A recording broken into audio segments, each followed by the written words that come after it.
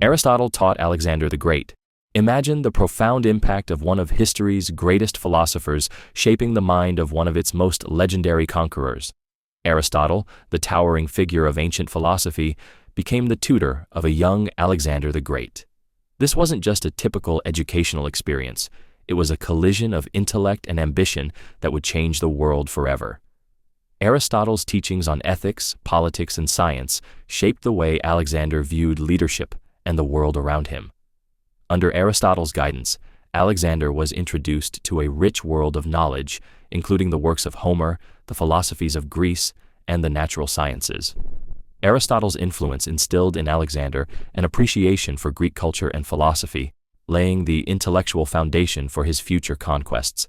Yet, what makes this relationship even more fascinating is the contrast between Aristotle's deep philosophical introspection and Alexander's aggressive, military-driven ambition. While Aristotle sought knowledge for its own sake, Alexander applied the lessons he learned in real-world conquests, spreading Greek culture across much of the known world. This unique mentorship ultimately left its mark on both men. Aristotle's teachings helped guide Alexander's strategies and policies, while Alexander's empire helped spread Greek philosophy, including Aristotle's own works, far beyond Greece. The intertwining of their paths is a testament to how education and philosophy can shape the course of history in unimaginable ways. Plato founded the Academy. In the heart of Athens, more than 2,400 years ago, Plato established what would become the cornerstone of Western intellectual thought, the Academy. Unlike today's universities, the Academy was a gathering place for intellectuals, where philosophy, mathematics, and science were explored and taught. Plato's vision was to create a space where individuals could delve deeply into the nature of reality, ethics, and knowledge. It wasn't merely an institution, it was a crucible for ideas, where some of the greatest minds in history, including Aristotle, would be nurtured and shaped.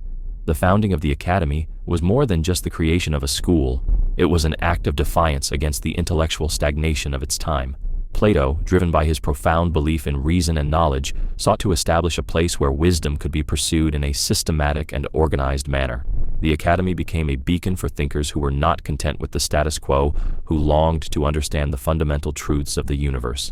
In a time when philosophy was primarily taught through informal gatherings, Plato's Academy set the stage for formalized education. It stood as a testament to his belief that knowledge should be actively pursued, questioned, and shared. The legacy of the Academy endures to this day, with its influence echoing through the halls of modern educational institutions.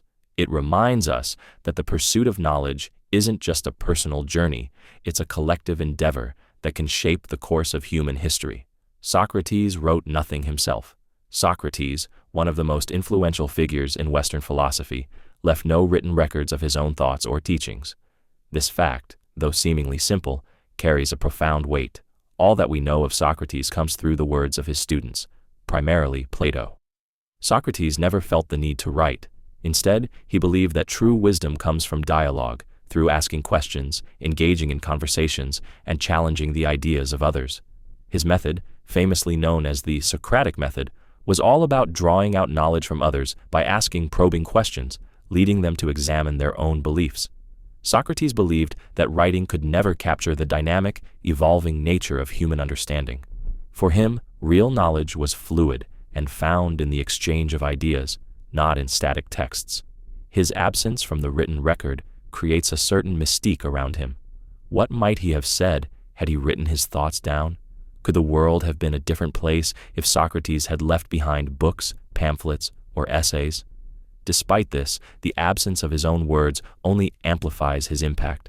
His ideas are immortal, passed down through the generations by others who took up his mantle.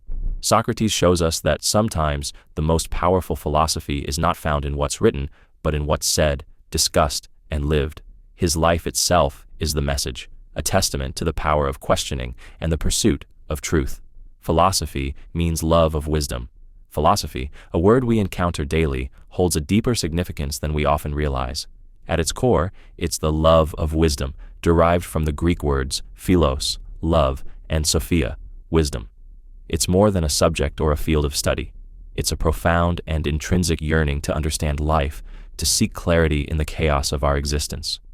This quest isn't simply intellectual curiosity, It's a passionate pursuit of truth, meaning, and understanding, one that stretches across time and cultures.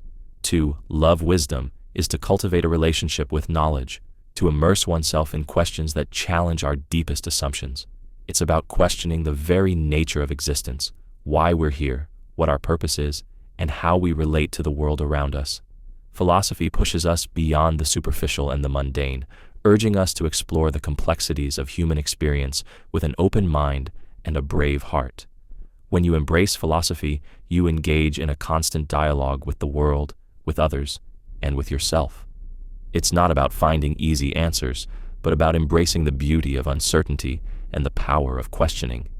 It's the spark that ignites the fire of introspection, helping you grow beyond your own limitations, always yearning for something greater.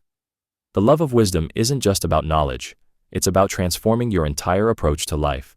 It's an endless journey, where the questions themselves are as meaningful as the answers. Descartes is father of modern philosophy. René Descartes is often hailed as the father of modern philosophy, and for good reason. His groundbreaking approach to thinking and understanding reality fundamentally shifted the course of intellectual history.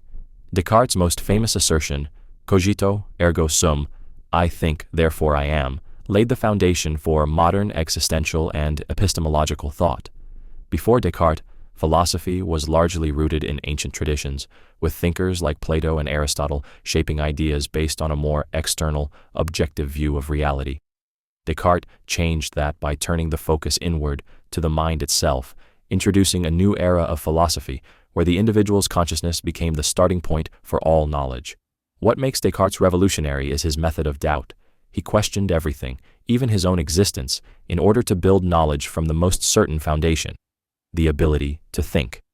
This led him to conclude that while we may doubt the existence of the external world, the very act of doubting proves the existence of the mind, thus establishing the self as the fundamental truth. This radical shift away from relying on sensory perception and external authority to trusting in the mind as the source of knowledge set the stage for modern philosophy's emphasis on subjectivity, reason, and personal experience.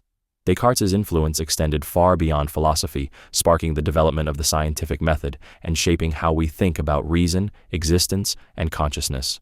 By focusing on doubt and self-awareness, Descartes didn't just revolutionize philosophy, he ushered in a new way of understanding reality itself. His work opened the door for the modern, individual-centric worldview we know today. I think, therefore I am, is Descartes' line. René Descartes, a towering figure in the history of philosophy, left the world with one of the most famous lines ever written, Cogito, ergo sum, or, I think, therefore I am.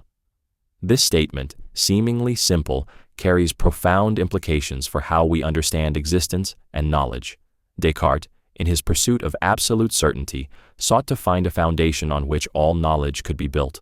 Doubting everything, his senses, the world around him, even his own body, he arrived at the one undeniable truth. The fact that he was doubting, thinking, and questioning meant he must exist. This insight turned traditional philosophy on its head. While many before Descartes believed knowledge came from external sources or divine authority, he argued that the very act of thought proved one's existence. In this moment of clarity, Descartes gave birth to modern philosophy, shifting the focus from the external world to the internal mind. For Descartes, the mind was the starting point of all knowledge, and our ability to think was proof that we were real. This line didn't just challenge philosophers, it shook humanity's understanding of itself. It questioned the nature of reality and our ability to know it. Descartes' famous phrase doesn't just affirm our existence, it redefines it, placing the power of understanding squarely in the realm of the mind. In a world full of doubt and uncertainty, Descartes found clarity in the fundamental truth of self-awareness, making, I think, therefore I am, a timeless statement that continues to echo through the ages. Kant said, the mind shapes experience. Immanuel Kant, one of the most revolutionary philosophers of the 18th century, proposed a mind-altering idea that challenged centuries of thought. The mind does not simply passively receive information from the world. It actively shapes our experiences. According to Kant, our perception of reality is not just a reflection of what's out there. Instead, the mind organizes and structures what we experience, based on inherent categories like space, time, and causality. This groundbreaking idea is known as transcendental idealism, the belief that while we can never know the world as it truly is, we can only know it as it appears to us through our mental frameworks. Kant argued that human beings are not passive observers of the world. Rather, we are active participants in the creation of our own experience. Our senses provide us with raw data, but it is the mind that interprets and arranges this information in a coherent, understandable way. For example, we don't experience time and space as mere facts. Rather, they are the lenses through which we perceive everything, from a distant star to a close friend's face.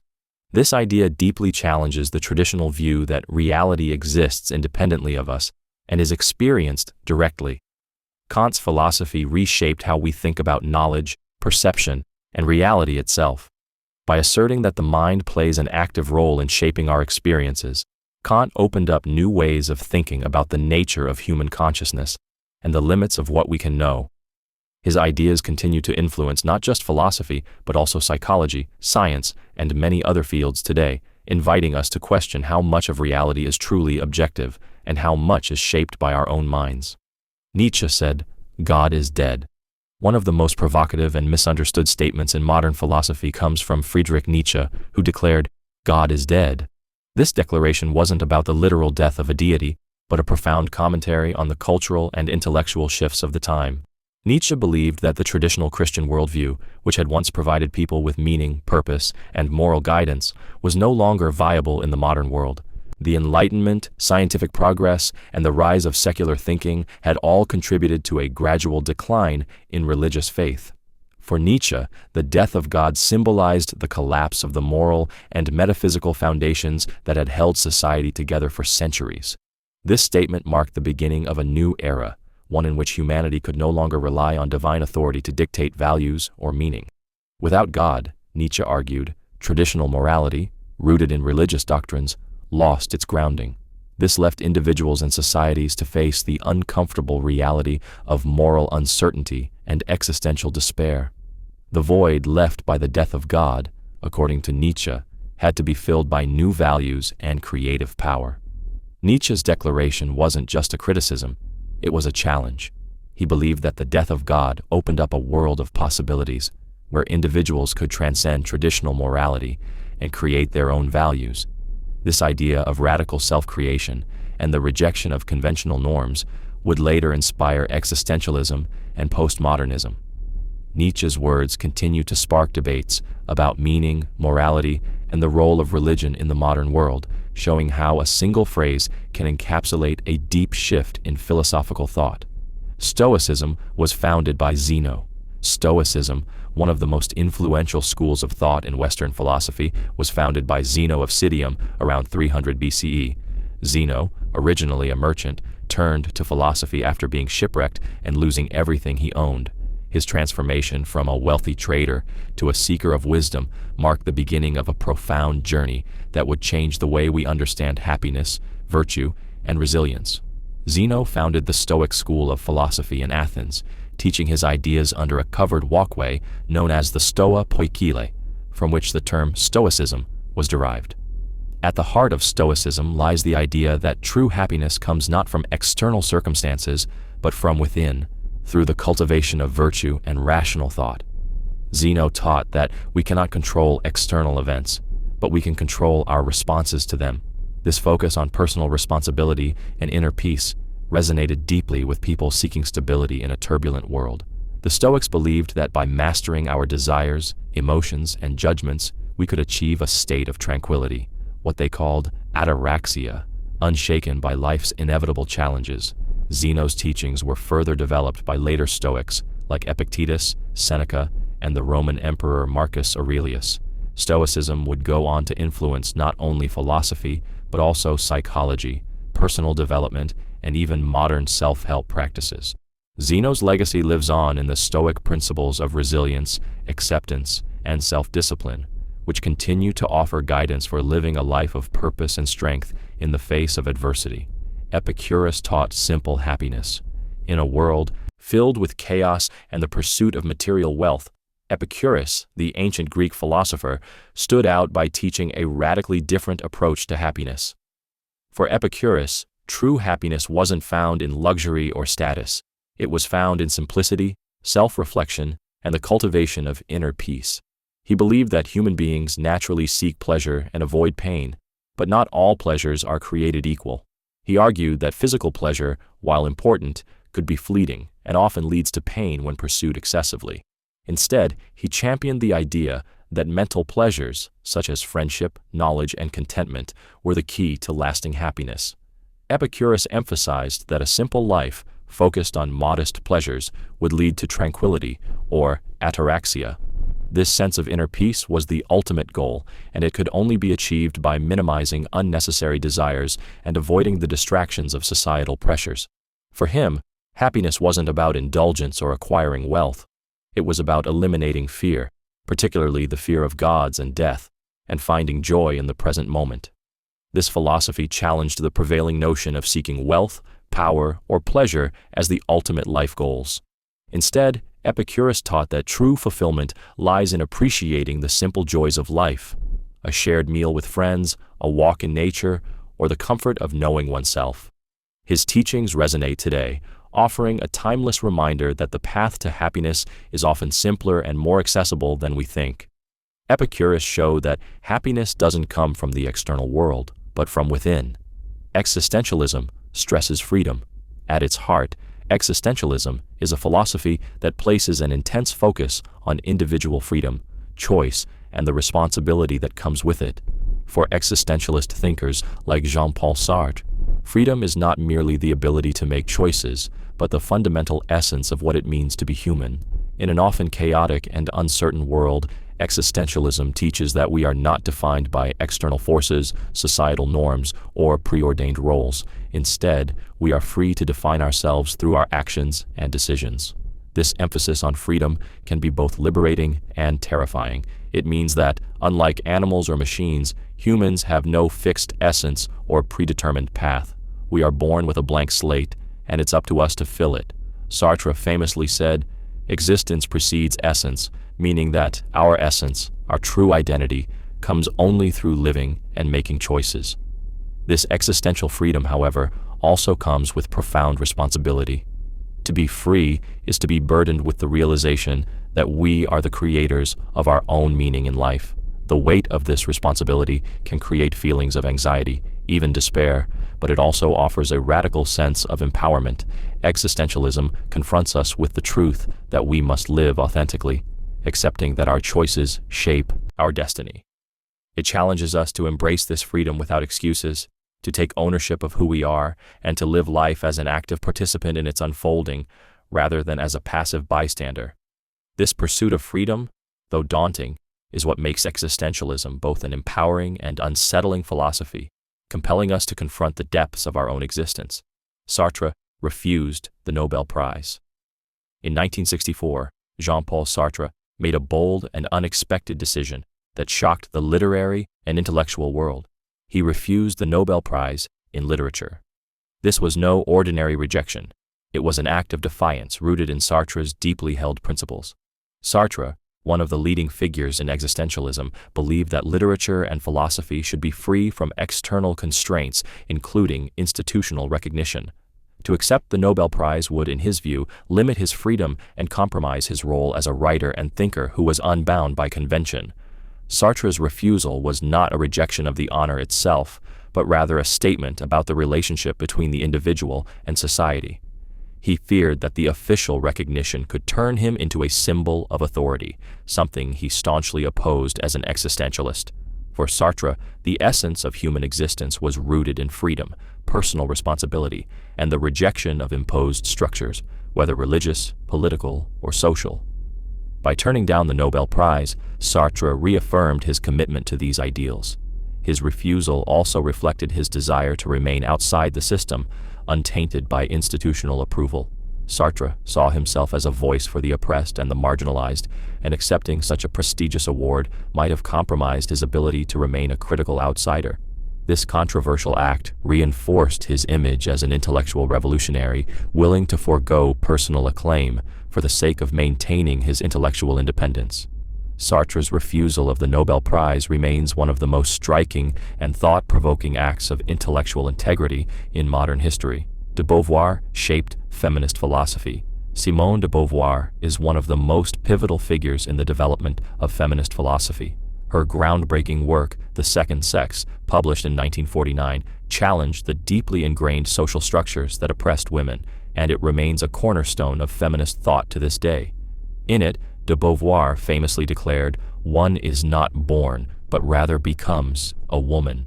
This powerful assertion encapsulated her belief that gender is not a natural or biological fact, but rather a social construct imposed by society.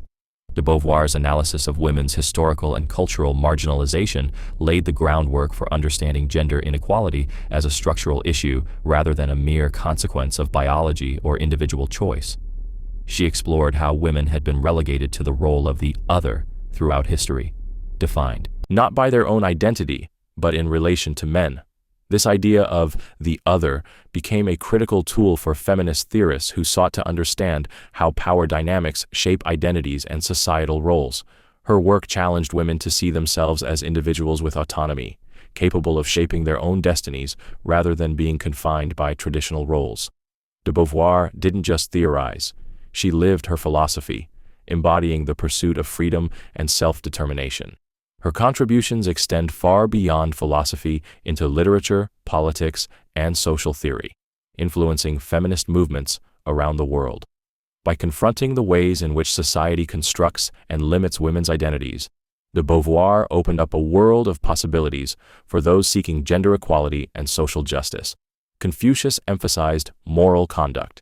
Confucius, the revered Chinese philosopher, dedicated his life to promoting a system of ethics that centered around moral conduct, respect, and the cultivation of virtue. In a society rife with political instability and social turmoil, Confucius believed that the key to a harmonious society lay in the moral integrity of its people. He emphasized that individuals should live with honor, humility, and a strong sense of duty to others, especially within the family and community. At the heart of his philosophy was the concept of Ren, often translated as benevolence or humaneness, which encouraged individuals to act with kindness, empathy, and respect toward others. Confucius argued that a well-ordered society could only exist when people adhered to proper conduct in their relationships, whether with family, friends, or rulers. He stressed the importance of Li, which referred to rituals, manners, and customs that promoted respect and harmony. Confucius also believed that rulers had a responsibility to set an example of virtuous conduct, leading by moral influence rather than coercion. In his view, the ruler's virtue would inspire the people to act in kind, creating a society founded on trust and respect. His teachings, recorded in the Analects, have influenced generations of thinkers and continue to shape the cultural and ethical landscape of East Asia today. Confucius's philosophy wasn't about imposing rigid rules. It was about cultivating an inner moral compass that would guide individuals toward making the right decisions in all areas of life. His emphasis on moral conduct remains a timeless reminder of how virtue and integrity can bring about social harmony and personal fulfillment. Daoism seeks harmony with nature. At the core of Daoism lies a profound and timeless truth. True peace and wisdom arise when we align ourselves with the natural world. Daoism, a philosophy rooted in ancient China, emphasizes living in harmony with the Tao, often translated as the way. This way represents the natural order of the universe, an invisible force that flows through all things, guiding and sustaining them. Daoism teaches that by attuning ourselves to the rhythms of nature, we can find balance, serenity, and deeper understanding. One of the key principles of Daoism is Wu Wei, which translates to non-action or effortless action. This doesn't mean passivity. Rather, it encourages flowing with the natural currents of life instead of resisting them. Just as a river moves effortlessly around obstacles, Daoism advocates for an approach to life that embraces spontaneity and intuition rather than rigid control or force. It suggests that when we stop trying to impose our will on the world, we allow things to unfold naturally, without unnecessary struggle. In Taoist thought, human beings are not separate from nature. They are an integral part of it. Every tree, every mountain, every stream is a reflection of the Tao. Thus, Taoism encourages us to reconnect with nature, to observe its cycles, and to learn from its simplicity. By doing so, we can cultivate inner peace, wisdom, and a life of fulfillment. Daoism reminds us that true harmony comes not from control or domination, but from understanding, accepting, and flowing with the natural world around us. Buddha taught the Four Noble Truths. At the heart of Buddhism lies the profound teachings of the Four Noble Truths, which Buddha shared after attaining enlightenment under the Bodhi tree. These truths encapsulate the essence of human suffering and the path to overcoming it. The first truth, the truth of suffering, dukkha, acknowledges that life is filled with pain, dissatisfaction, and impermanence. From birth to death, all beings experience suffering in one form or another, whether physical, emotional, or existential. Buddha didn't shy away from this uncomfortable reality. He faced it head-on. The second truth, the cause of suffering, samudaya, identifies desire and attachment as the root causes of suffering. We cling to material possessions, relationships, and even ideas, believing they will bring us lasting happiness, only to find that they are fleeting. Buddha recognized that our cravings and our inability to accept change are what keep us trapped in cycles of suffering. The third truth, the cessation of suffering, nirodha, offers hope. Suffering can be overcome. By letting go of attachment and desire, we can reach a state of peace and liberation, free from the endless cycle of pain and rebirth. This is nirvana, the ultimate goal. Finally, the fourth truth, the path to the cessation of suffering, magga, outlines the Eightfold Path. It's a practical guide for living ethically, cultivating wisdom, and practicing mindfulness to overcome suffering. Buddha's teachings aren't just theoretical. They offer a transformative approach to life, guiding individuals toward inner peace, compassion, and enlightenment, transcending the boundaries of suffering.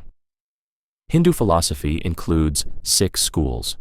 Hindu philosophy, one of the oldest and most complex systems of thought, is traditionally divided into 6 schools, each offering a unique perspective on the nature of reality, the self, and the universe.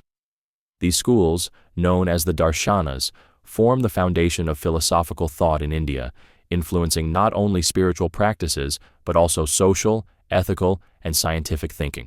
The 6 classical schools of Hindu philosophy are Nyaya, Vaisheshika, Samkhya, Yoga, Mimamsa, and Vedanta. Each school presents a distinct approach to understanding existence, knowledge, and liberation. The Nyaya school focuses on logic and reasoning, emphasizing the importance of sound argumentation and critical thinking in the pursuit of knowledge. Vaisheshika, closely related to Nyaya, explores the nature of reality and categorizes the physical universe into elements and substances. Samkhya, one of the oldest schools, offers a dualistic view, distinguishing between Purusha, consciousness, and Prakriti, matter. Yoga, often associated with Patanjali's Yoga Sutras, builds on Samkhya's ideas but emphasizes practical methods, including meditation, to attain spiritual liberation. Mimamsa focuses on the interpretation of Vedic rituals and texts, asserting that ritual action is the path to liberation. Finally, Vedanta, which is perhaps the most well-known of the 6 schools, explores the nature of the self and ultimate reality, culminating in the realization of the oneness of Atman, individual soul, and Brahman, universal soul. These schools represent the vast diversity of thought within Hinduism, offering different paths to understanding the nature of existence and achieving spiritual enlightenment. Each school complements the others, contributing to a rich and multifaceted philosophical tradition. Spinoza equated God with nature. Baruch Spinoza, the 17th century Dutch philosopher, introduced a radical and revolutionary idea that forever changed the way we think about God and the universe. Spinoza's philosophy proposed that God was not a distant, personal deity residing in heaven, but rather was identical to nature itself. In his most famous work, The Ethics, he argued that everything in the universe, from the smallest particle to the largest galaxy, is a manifestation of the divine. God, in Spinoza's view, wasn't separate from the world, but rather the underlying substance of all existence. This idea, known as pantheism, asserts that God is immanent in everything, meaning that everything that exists is an expression of the divine. For Spinoza, Nature, the laws of physics, and human beings are all part of a single, unified reality. There is no supernatural force pulling the strings from above. Rather, God is the very essence of existence, woven into the fabric of the universe. This perspective offered a new understanding of God, one that removed the supernatural and personalized elements traditionally associated with divinity.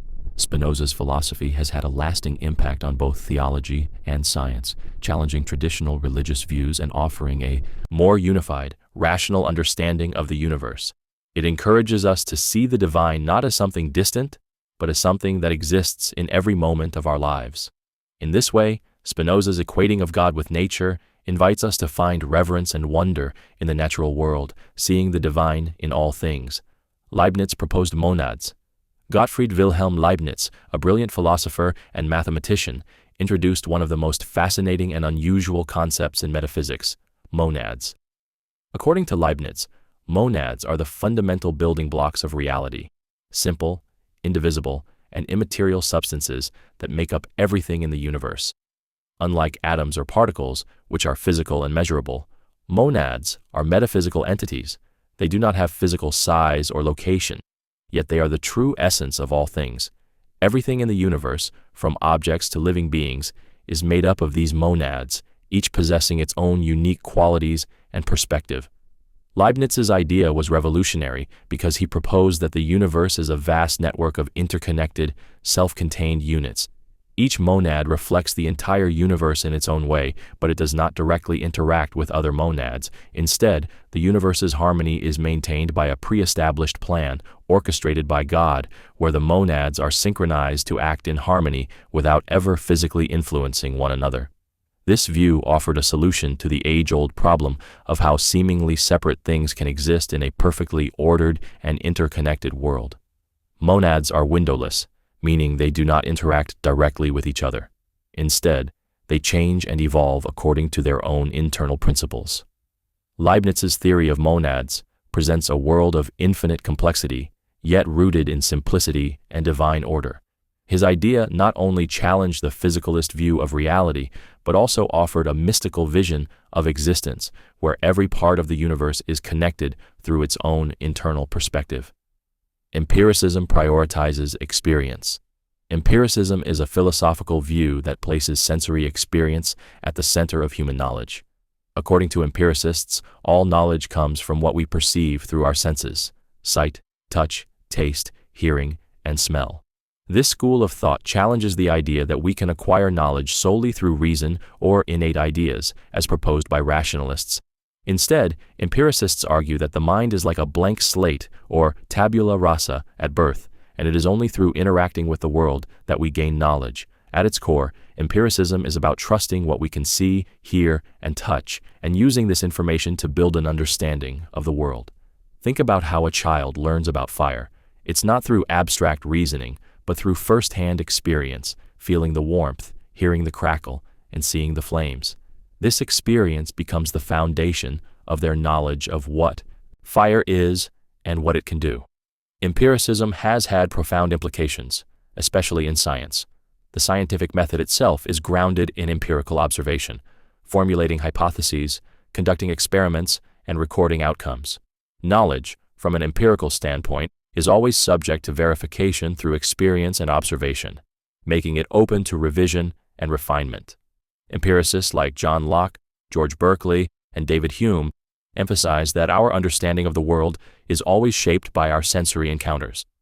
This focus on experience not only defines how we know things, but also challenges us to question the reliability of our senses and the limits of our knowledge, encouraging a continuous pursuit of discovery. Rationalism prioritizes reason.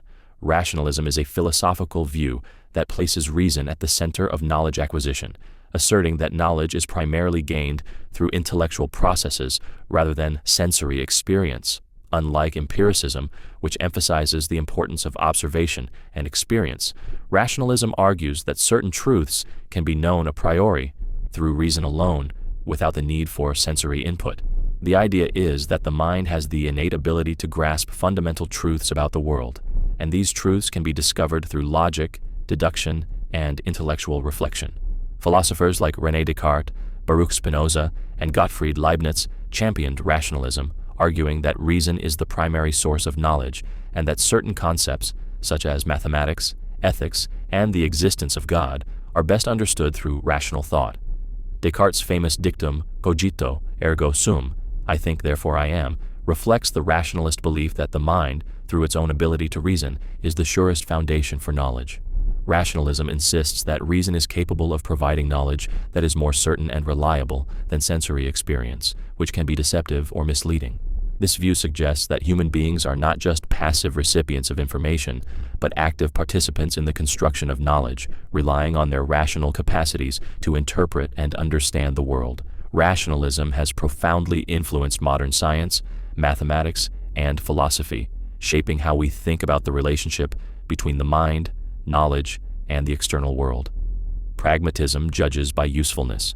Pragmatism, an influential philosophical tradition that emerged in the late 19th century, asserts that the value of ideas, beliefs, and actions should be measured by their practical consequences. Unlike traditional philosophies that often focus on abstract truths or metaphysical questions, pragmatism is grounded in the belief that what works in the real world is what matters most. The core idea is simple. If an idea or belief leads to beneficial outcomes, it is considered true and valuable. Philosophers like William James and John Dewey helped shape this school of thought. They argued that concepts should be judged by how effectively they help us solve problems, improve our lives, and achieve our goals. For pragmatists, truth isn't something fixed or absolute. It's fluid and contingent upon the practical results of its application. In this view, knowledge and ideas are tools we use to navigate the world, and their worth is determined by their utility in addressing real-world challenges. Pragmatism also emphasizes the importance of experimentation and adaptability. It encourages us to approach life with an open mind, ready to test ideas, refine them, and discard those that no longer serve us. This focus on practicality makes pragmatism a flexible, dynamic philosophy, particularly useful in fields like education, politics, and problem-solving, where real-world outcomes are the ultimate measure of success. In a society often obsessed with theoretical or idealistic notions of truth, pragmatism offers a refreshing perspective. Ideas should be valued not for their abstract purity, but for their power to improve human experience. It reminds us that, in the end, the worth of knowledge is found in its usefulness. James founded pragmatism. William James, a pioneering American philosopher and psychologist, is credited with founding pragmatism, a philosophical approach that evaluates ideas, beliefs, and theories based on their practical consequences and real-world applications. Unlike traditional philosophies that sought abstract truths or universal principles, pragmatism asks a simple but powerful question. What difference does this idea make in the way we live? For James, the truth of any idea was not determined by its correspondence to an objective reality, but by its usefulness and practical effects in everyday life. Pragmatism rejects the notion that knowledge is merely about finding unchanging, absolute truths. Instead, it emphasizes that our understanding of the world is shaped by experience and action. According to James, ideas must be tested through lived experience. They must prove themselves valuable in solving problems, improving lives, or helping us navigate the complexities of human existence. For example, if a belief or a scientific theory leads to successful outcomes in real life, then it holds practical truth, regardless of whether it can be definitively proven or universally applicable. James's pragmatism focused on human agency and the flexibility of thought. It encourages people to embrace new ideas and be open to change, as long as those ideas contribute to personal or social progress. His work laid the foundation for later philosophers, such as John Dewey and Charles Sanders Peirce, and reshaped how we think about knowledge, truth, and the purpose of philosophy itself. Pragmatism, at its core, is a philosophy grounded in the practical pursuit of what works and what benefits us in our everyday lives. Dewey applied pragmatism to education. John Dewey, one of the most influential philosophers in education, took the core principles of pragmatism and applied them to reform how we teach and learn. Pragmatism, which emphasizes the practical application of ideas and the importance of experience, found a natural ally in Dewey's educational philosophy. Dewey believed that education should not simply be about absorbing facts. It should be an active process where students engage with the world around them. testing ideas and discovering truths through experience. For Dewey, learning was not a passive reception of information, but an interactive, experiential process. He argued that students learn best when they are encouraged to think critically, ask questions, and solve real-world problems. Instead of rigid, one-size-fits-all curriculums, Dewey championed a flexible, student-centered approach that emphasized learning by doing. This meant creating a classroom environment where students actively participated in their education, often through hands-on projects, discussions, and experiments. Dewey saw education as a means to prepare individuals for democratic participation. By teaching students to think for themselves, collaborate with others, and apply knowledge to solve problems, Dewey believed education could foster social responsibility and personal growth. His pragmatic approach sought to make education relevant to the real world, equipping students not just with academic knowledge, but with the critical thinking skills and practical wisdom needed to navigate life. Dewey's application of pragmatism to education continues to influence modern educational practices, advocating for learning that is dynamic, interactive, and rooted in real-life experiences. Hume questioned causation. David Hume, one of the most influential philosophers of the 18th century, radically challenged the way we understand causation. In his work, A Treatise of Human Nature, Hume questioned the very concept of causality, which had been fundamental to both scientific inquiry and philosophical thought for centuries.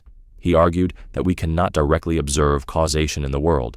Instead, what we actually experience are events that are regularly conjoined in time and space. For instance, when we see a ball hit another and it moves, we associate the first event, the hitting, with the second event, the movement, as cause and effect. However, Hume pointed out that no matter how often these events occur together, we can never directly perceive the causal link itself. Hume's skepticism about causation led him to the conclusion that our belief in cause and effect is not derived from reason or direct observation, but from habit and custom. We expect one event to follow another simply because we have seen it happen repeatedly in the past. This mental habit, as he described it, forms the basis of what we call causal reasoning. This radical insight challenged traditional views, which held that causality was an essential feature of reality, independent of human experience. Hume's work on causation had a profound impact on philosophy, particularly in the development of empiricism and the philosophy of science. It raised critical questions about how we know anything about the world beyond our immediate perceptions and laid the groundwork for later philosophical debates about the limits of human knowledge, skepticism, and the nature of scientific explanation. Hume denied a fixed self. David Hume, the Scottish philosopher of the 18th century, radically challenged our understanding of the self with his claim that there is no permanent, unchanging self. In his work, A Treatise of Human Nature, Hume argued that the idea of a fixed, stable identity is nothing more than an illusion. He believed that what we call the self is simply a bundle of ever-changing perceptions, emotions, and experiences that occur in succession. According to Hume, there is no core, enduring essence that unites these experiences. Rather, the mind is like a stream of consciousness, fluid and ever-shifting. This perspective was groundbreaking. For centuries, thinkers had assumed the self was a constant, something that defined who we were. But Hume shattered this assumption, asserting that our sense of self is a construct, a product of how our experiences are linked together. There is no I that exists independently of the perceptions we have at any given moment. Instead, the self is just a collection of thoughts, sensations, and memories that we mistakenly perceive as unified. Hume's rejection of a fixed self raises profound questions about identity and continuity. If there is no stable self, what does it mean to truly know ourselves? How do we navigate the world without a permanent foundation of identity? His denial of the fixed self invites us to reconsider our assumptions about personal identity, leaving us to confront the fluid, transient nature of human experience. Kant united reason and experience. Immanuel Kant's groundbreaking philosophy sought to reconcile two seemingly opposing views: rationalism, which emphasizes reason as the primary source of knowledge, and empiricism, which argues that knowledge comes from sensory experience. Kant's theory, known as transcendental idealism, claimed that both reason and experience play essential roles in shaping our understanding of the world. According to Kant, the human mind is not a passive receiver of data, but an active participant in the process of knowledge creation. Kant proposed that while our senses provide the raw material of experience, it is the mind that organizes and structures this information through inherent categories such as space, time, and causality. These categories are not learned from experience. They are the lenses through which we perceive reality.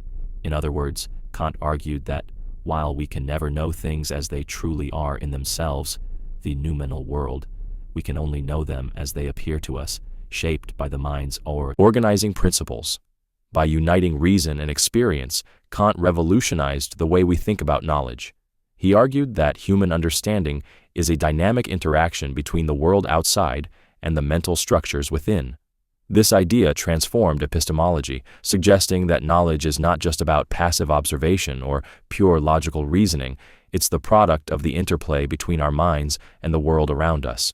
Kant's philosophy profoundly impacted later thinkers and continues to influence discussions in philosophy, psychology, and the sciences, offering a more nuanced view of how we come to know and understand reality. Existentialists include Sartre, Kierkegaard, Camus. Existentialism is a philosophical movement that explores the complexities of human existence, focusing on themes like freedom, choice, anxiety, and the search for meaning in an often indifferent or even absurd world. Some of the most famous existentialist thinkers, Jean-Paul Sartre, Søren Kierkegaard, and Albert Camus, each brought their own unique perspectives, yet shared common concerns about individual freedom and responsibility. Sartre, perhaps the most prominent existentialist, argued that existence precedes essence, meaning that humans are not born with a predetermined purpose or nature. Instead, we are free to define ourselves through our choices and actions.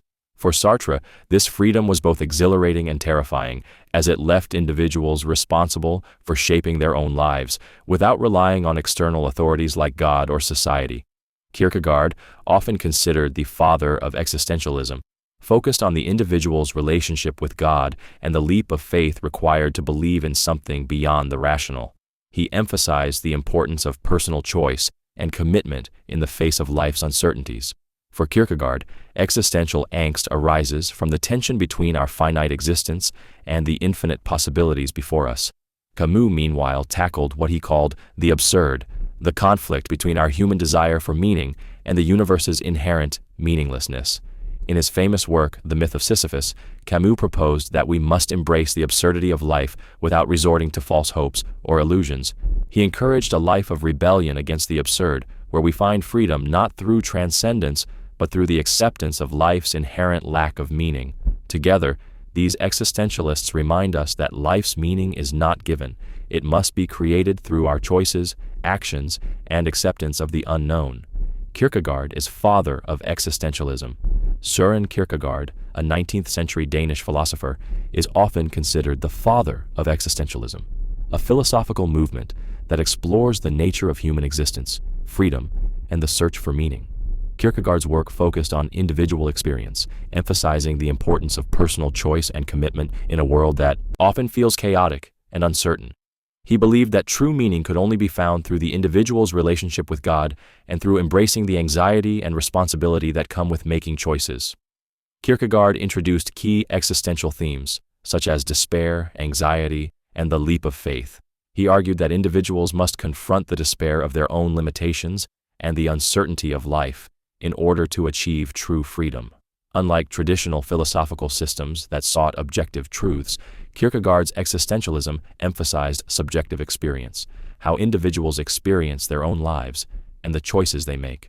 He believed that life's meaning could not be derived from reason or social norms, but must be found through personal commitment and a deep sense of individual responsibility. His exploration of the self as a dynamic, evolving process rather than a fixed entity laid the groundwork for later existentialists like Jean-Paul Sartre and Martin Heidegger.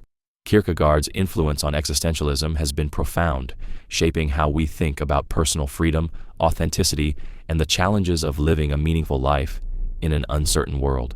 His philosophy continues to resonate today, as it challenges individuals to embrace their own freedom and confront the complexities of existence with courage and commitment. Camus rejected being called existentialist. Albert Camus, the French philosopher and writer, is often associated with existentialism due to his exploration of life's absurdity and the human struggle to find meaning. However, despite many labeling him as an existentialist, Camus vehemently rejected this label. While he shared some themes with existentialists like Jean-Paul Sartre, such as the emphasis on individual freedom, responsibility, and the confrontation with a meaningless world, Camus drew a distinct line between his philosophy and existentialism.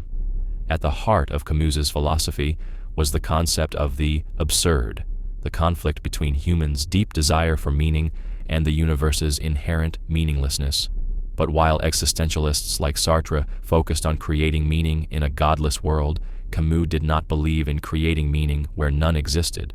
For Camus, the absurd didn't demand we invent a purpose. Instead, it called for an honest confrontation with the futility of searching for one and an acceptance of life's inherent chaos.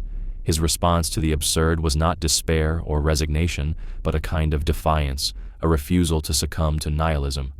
Camus's rejection of existentialism stemmed from his belief that it placed too much emphasis on individual choice and subjective meaning. Instead, he argued that true freedom came from embracing life's absurdity without trying to impose false meaning. He chose to live fully, in rebellion against the universe's indifference, not to construct a meaning, but to experience life in all its raw, chaotic beauty. His rejection of existentialism highlights his commitment to a philosophy that confronted life head-on without seeking easy answers.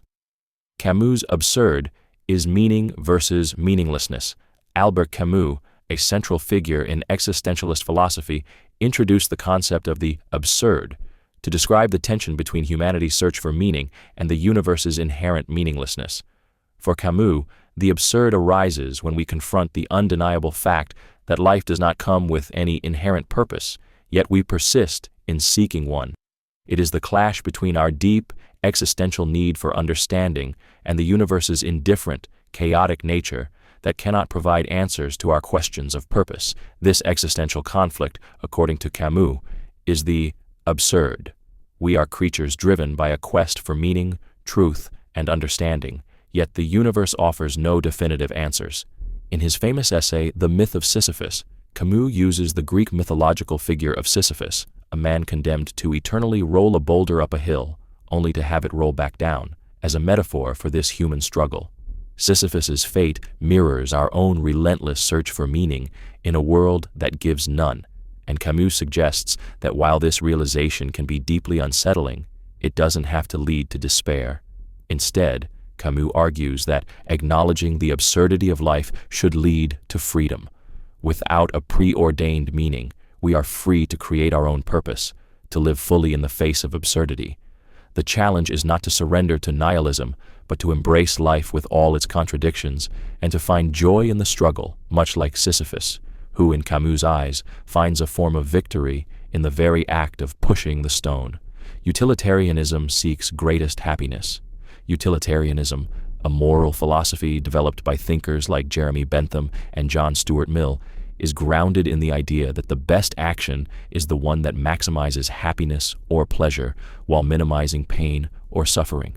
At its core, utilitarianism is a consequentialist theory, meaning that the morality of an action is determined by its outcomes, not by any inherent qualities or intentions behind it. The ultimate goal of utilitarianism is simple: to promote the greatest happiness for the greatest number. In this framework, happiness is seen as the highest good, and moral decisions are evaluated based on their ability to contribute to the overall well-being of individuals and society. Bentham famously proposed the hedonic calculus, a method for measuring the pleasure and pain an action would bring to help guide decisions.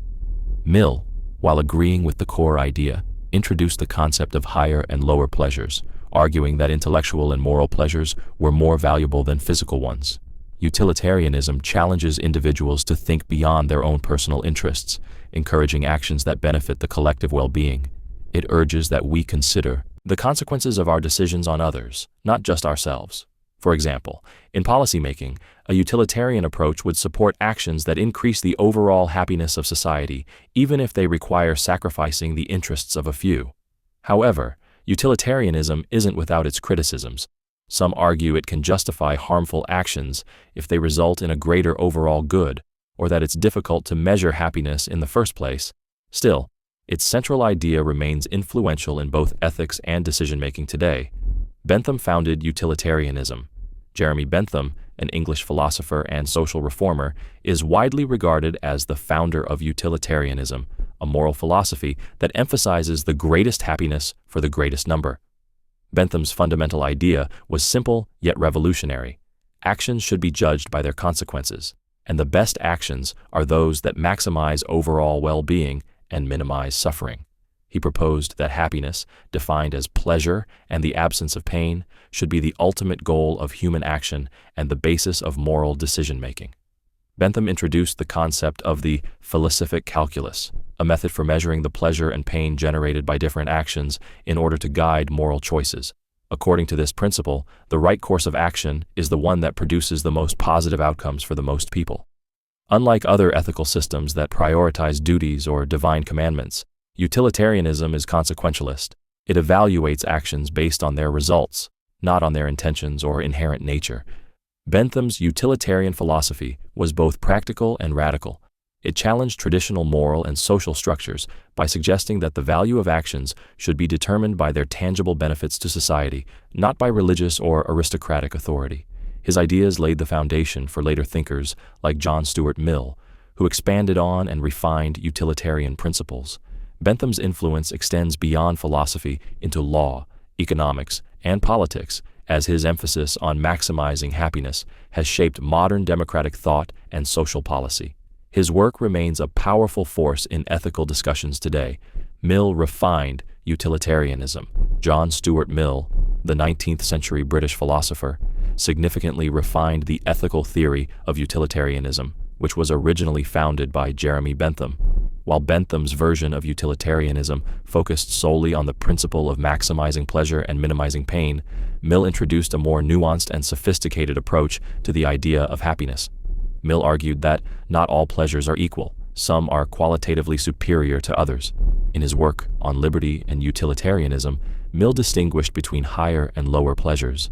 Lower pleasures, according to Mill, are those that satisfy basic physical needs, such as eating or sleeping, while higher pleasures are intellectual, emotional, or spiritual in nature, such as enjoying art, literature, or philosophical reflection. Mill believed that the pursuit of higher pleasures, while perhaps less immediate or tangible, ultimately led to a deeper and more fulfilling form of happiness. Mill also introduced the concept of the greatest happiness principle, which states that actions are right insofar as they promote the greatest happiness for the greatest number. However, he emphasized that this principle should take into account the quality of happiness, not just the quantity. His refinement of utilitarianism made it a more complex moral theory, addressing concerns that the original version could justify indulgence in base or selfish pleasures at the expense of more meaningful ones. Through his refinements, Mill elevated utilitarianism into a more thoughtful and socially aware ethical framework, one that accounted for the diverse and complex nature of human well-being. His work left a lasting influence on both moral philosophy and political theory, offering a more compassionate, sophisticated version of the utilitarian ideal. Logical positivism demands verifiable statements. Logical positivism, a philosophical movement that emerged in the early 20th century, is centered on the belief that meaningful statements must be either empirically verifiable or logically necessary. The movement, primarily led by the Vienna Circle, sought to eliminate metaphysical, theological, and speculative claims as meaningless because they could not be verified through direct observation or logical analysis. For logical positivists, only statements that could be tested against observable reality or derived through pure logic held any true meaning. At its core, logical positivism challenges the validity of any statement that cannot be verified by experience or scientific methods. For example, claims like God exists or the soul is immortal are considered meaningless within this framework because they cannot be proven or disproven through empirical observation. In contrast, statements like water boils at 100 degrees at sea level or the earth orbits the sun are verifiable and thus meaningful according to logical positivism. This emphasis on verification was revolutionary in philosophy, as it advocated for a clear, empirical approach to knowledge that was tightly linked to the growing influence of science. It sought to bring philosophy closer to the methods of scientific inquiry, where theories must be tested, confirmed, or rejected based on observable evidence. While logical positivism has been criticized for being overly restrictive and for dismissing large areas of human experience, its insistence on verifiability profoundly influenced later philosophical movements and the development of analytic philosophy. Vienna Circle developed positivism.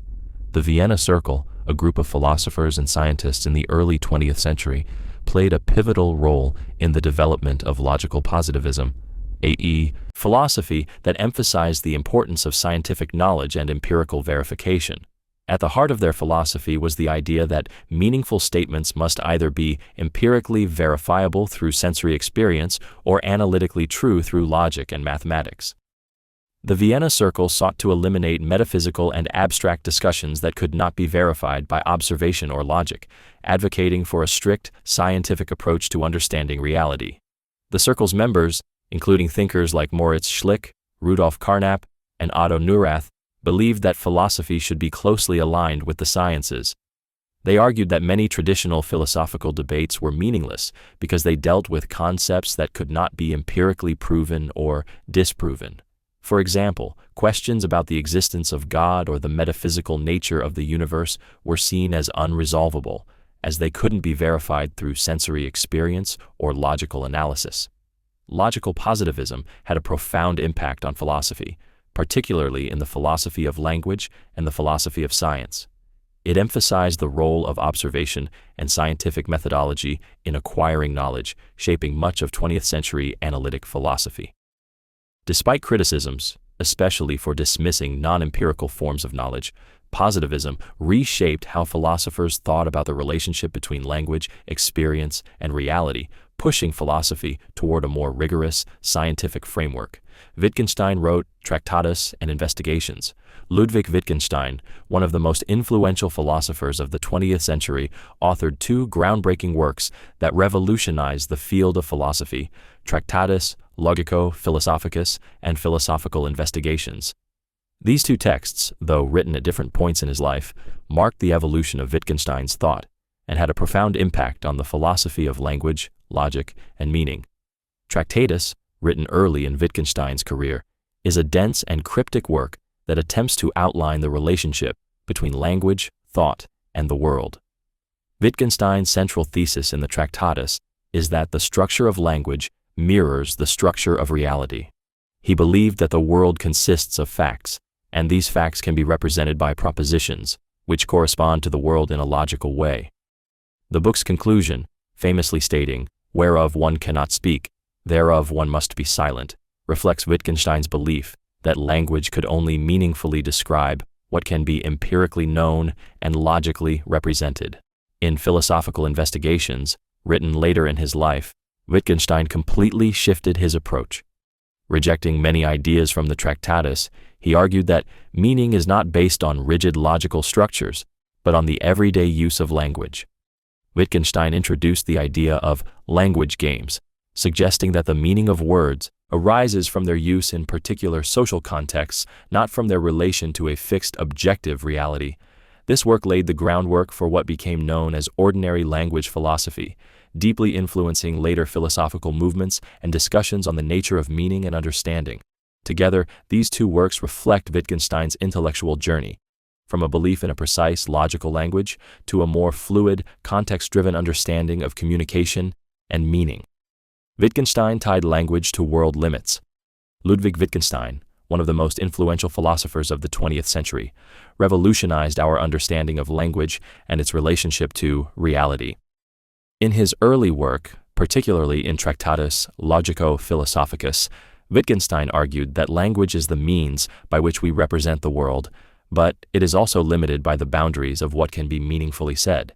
He suggested that the structure of language mirrors the structure of reality, and that words are meaningful only insofar as they correspond to observable facts or states of affairs in the world. According to Wittgenstein, anything that cannot be directly expressed through language or verified through empirical observation is meaningless. For example, questions about the supernatural or metaphysical, such as the existence of God, fall outside the realm of meaningful discourse because they cannot be experienced or verified in the way that facts about the physical world can. This idea introduced the notion that language has inherent limitations, and these limitations set boundaries on what we can meaningfully know or discuss. However, Wittgenstein's later work, especially in philosophical investigations, evolved into a different understanding of language. He argued that the meaning of words is not fixed by direct correspondence to the world, but is shaped by their usage in various forms of life. Language, for Wittgenstein, is a dynamic tool whose meaning is determined by the way it functions in everyday practices. In both phases of his work, Wittgenstein's exploration of language's limits forced us to confront the boundaries of human knowledge and understanding, challenging us to think critically about the ways we communicate and the truths we claim to know. Phenomenology studies experience. Phenomenology, founded by Edmund Husserl in the early 20th century, is a philosophical method focused on the study of human experience, emphasizing how things appear to us in our consciousness. At its core, phenomenology seeks to explore the structure of experience itself, how we perceive, understand, and interpret the world around us. Rather than focusing on abstract theories or external reality, phenomenology examines the way we experience phenomena, paying close attention to the subjective nature of perception and the meanings we attach to it. Husserl's approach involves bracketing, or setting aside assumptions about the external world, to focus purely on the conscious experience itself. This method allows for a deeper understanding of how we experience reality, independent of any preconceived notions or biases. For instance, phenomenologists would study how a person perceives a tree, not just as an object in the physical world, but in terms of its lived experience, how it appears to someone, how it affects them emotionally, and how it fits within their broader sense of meaning and existence. Phenomenology also emphasizes intentionality, the idea that consciousness is always directed towards something. In other words, our thoughts, feelings, and perceptions are always about something, whether it's a person, an object, or a concept. This focus on experience, intentionality, and meaning has had a profound impact on fields like psychology, literature, and existential philosophy, challenging traditional ways of thinking about reality and perception. It reminds us that the way we experience the world is just as important, if not more so, than the world itself. Husserl founded phenomenology. Edmund Husserl, a German philosopher, founded phenomenology, a movement that seeks to explore the structures of consciousness and how we experience the world. At its core, phenomenology is about examining experience as it is lived, without the preconceived notions or theories that we often bring to our understanding. Husserl aimed to uncover the essential truths about human experience by stripping away layers of interpretation and focusing purely on how things appear to us, in their raw, unmediated form.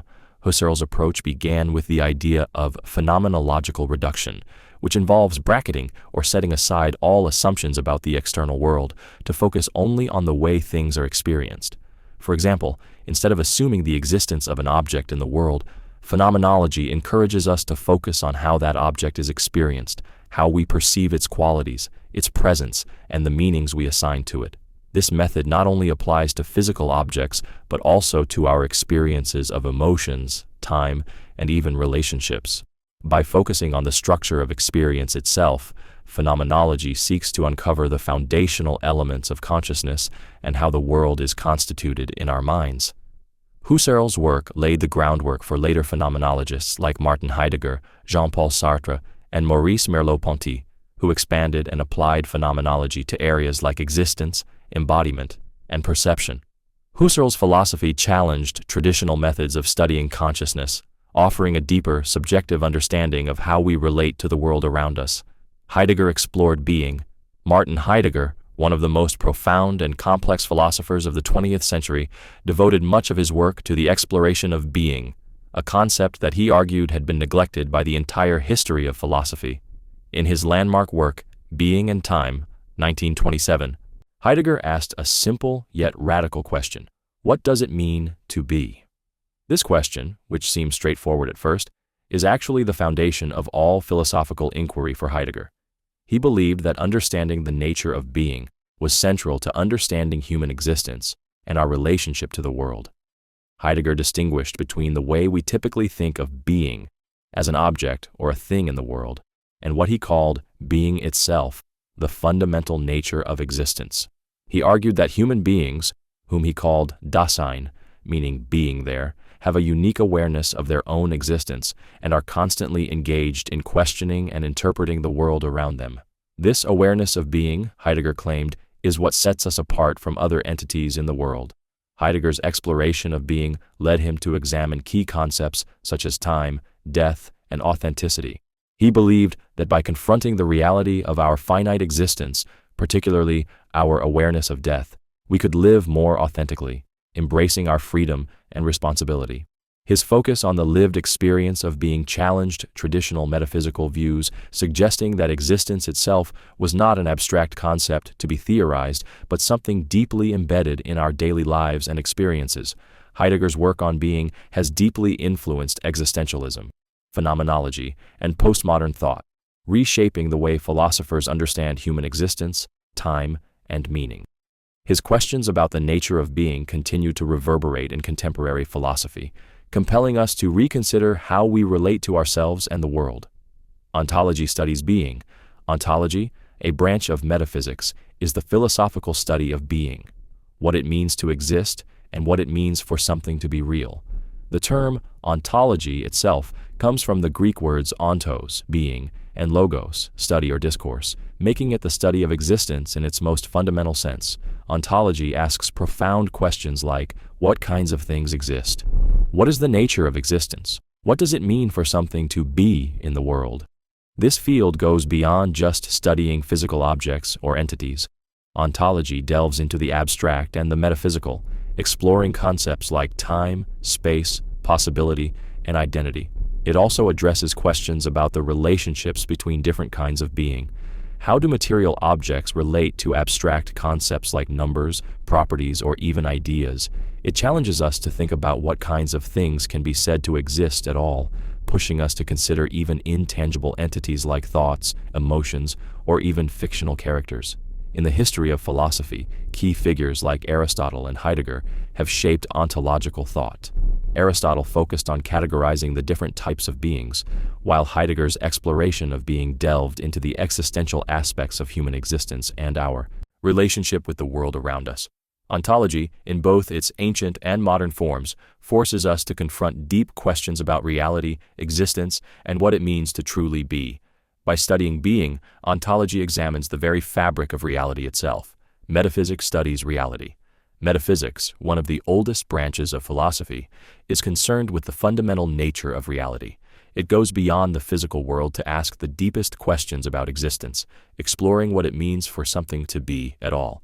Metaphysicians probe topics such as the nature of objects, the relationship between mind and body, the concept of time, space, and causality, and whether the world around us exists independently of our perception of it.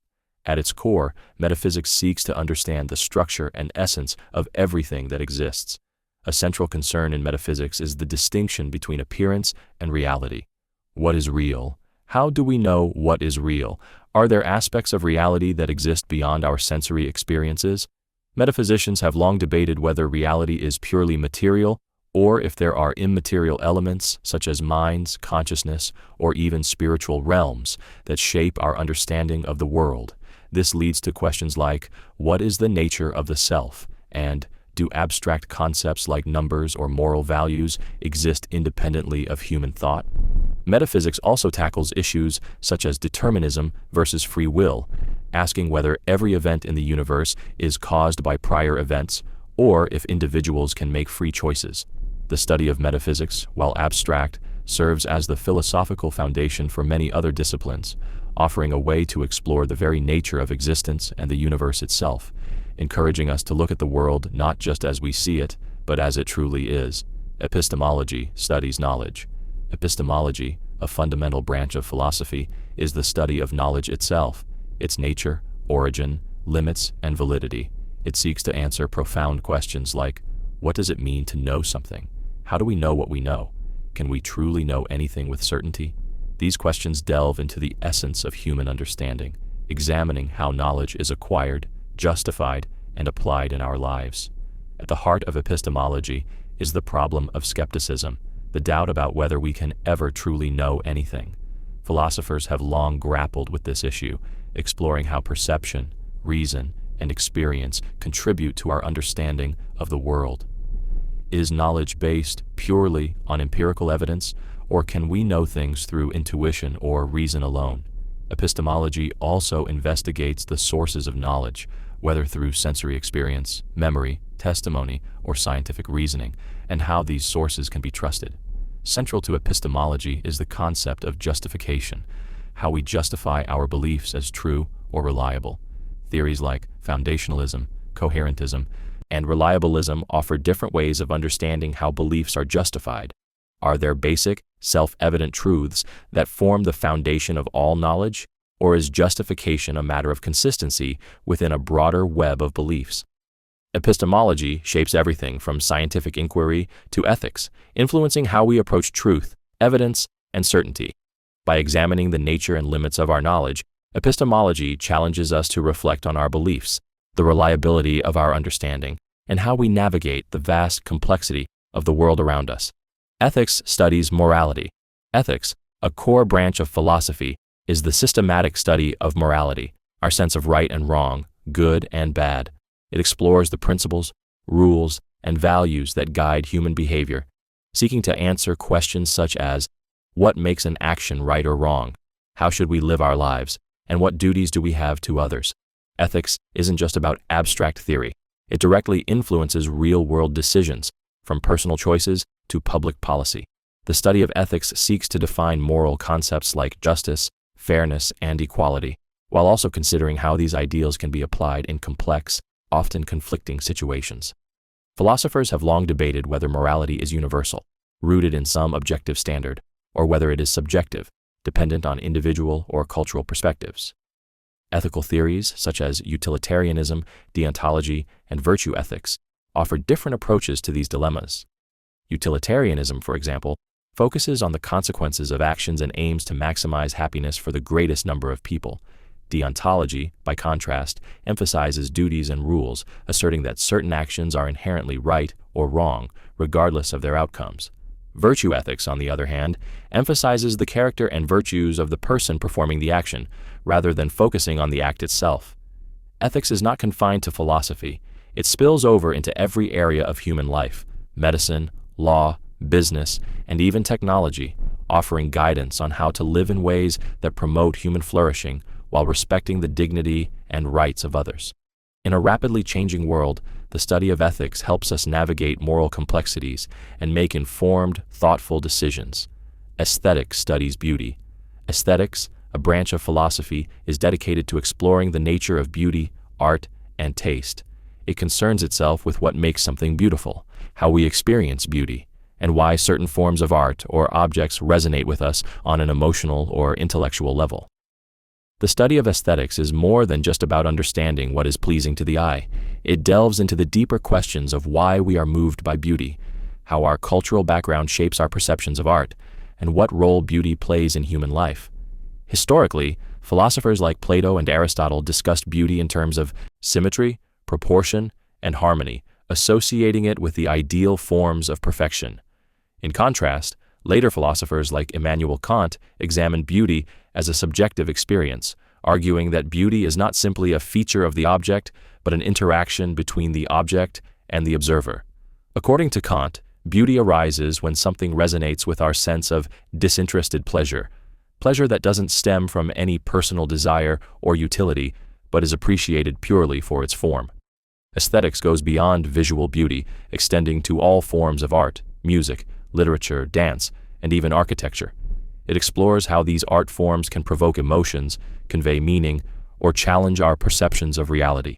The study of aesthetics is a vital part of understanding not only art, but human experience itself, as it connects us to our deepest values, emotions, and the mysteries of the world around us. Logic studies reasoning. Logic, a foundational branch of philosophy, is the systematic study of the principles of valid reasoning. At its core, logic is concerned with understanding the rules that govern how we draw conclusions, make inferences, and ensure our arguments are sound. It provides the structure for distinguishing good reasoning from bad reasoning, guiding us in how to think clearly and avoid fallacies that can lead to incorrect beliefs or decisions. Logic is essential not just in philosophy, but in everyday life, as it allows us to evaluate arguments, solve problems, and make decisions based on rational thought. Logic operates through formal systems of symbols and rules to express reasoning in a precise and consistent manner. The two primary types of logic are deductive and inductive reasoning. Deductive logic involves drawing specific conclusions from general premises, where the truth of the premises guarantees the truth of the conclusion. For example, if all humans are mortal and Socrates is human, then Socrates must be mortal. In contrast, inductive logic involves making generalizations based on specific observations, where the conclusion is probable but not certain. For instance, observing that the sun has risen every day leads to the inductive conclusion that the sun will rise tomorrow. The study of logic equips individuals with the tools to assess arguments for validity, consistency, and coherence. It's a skill that sharpens critical thinking, making it one of the most powerful tools in both philosophical inquiry and practical decision-making. By understanding logic, we gain the ability to navigate complex arguments, uncover hidden assumptions, and arrive at more reasoned and justifiable conclusions. Aristotle created formal logic. Aristotle, one of the greatest philosophers of ancient Greece, is credited with laying the foundations of formal logic, a system of reasoning that has influenced philosophy, mathematics, and science for over 2 millennia. His work in logic was revolutionary because it provided a structured way of thinking, offering tools to distinguish valid arguments from invalid ones.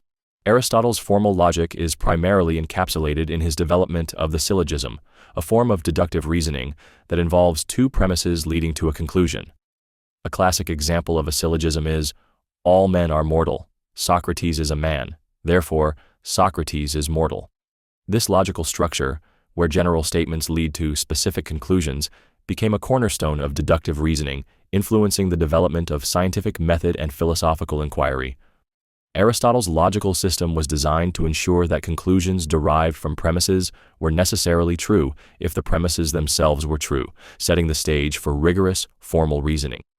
Aristotle's contributions to logic also include the study of categories, the exploration of the laws of thought, such as the law of non-contradiction, and the classification of logical fallacies.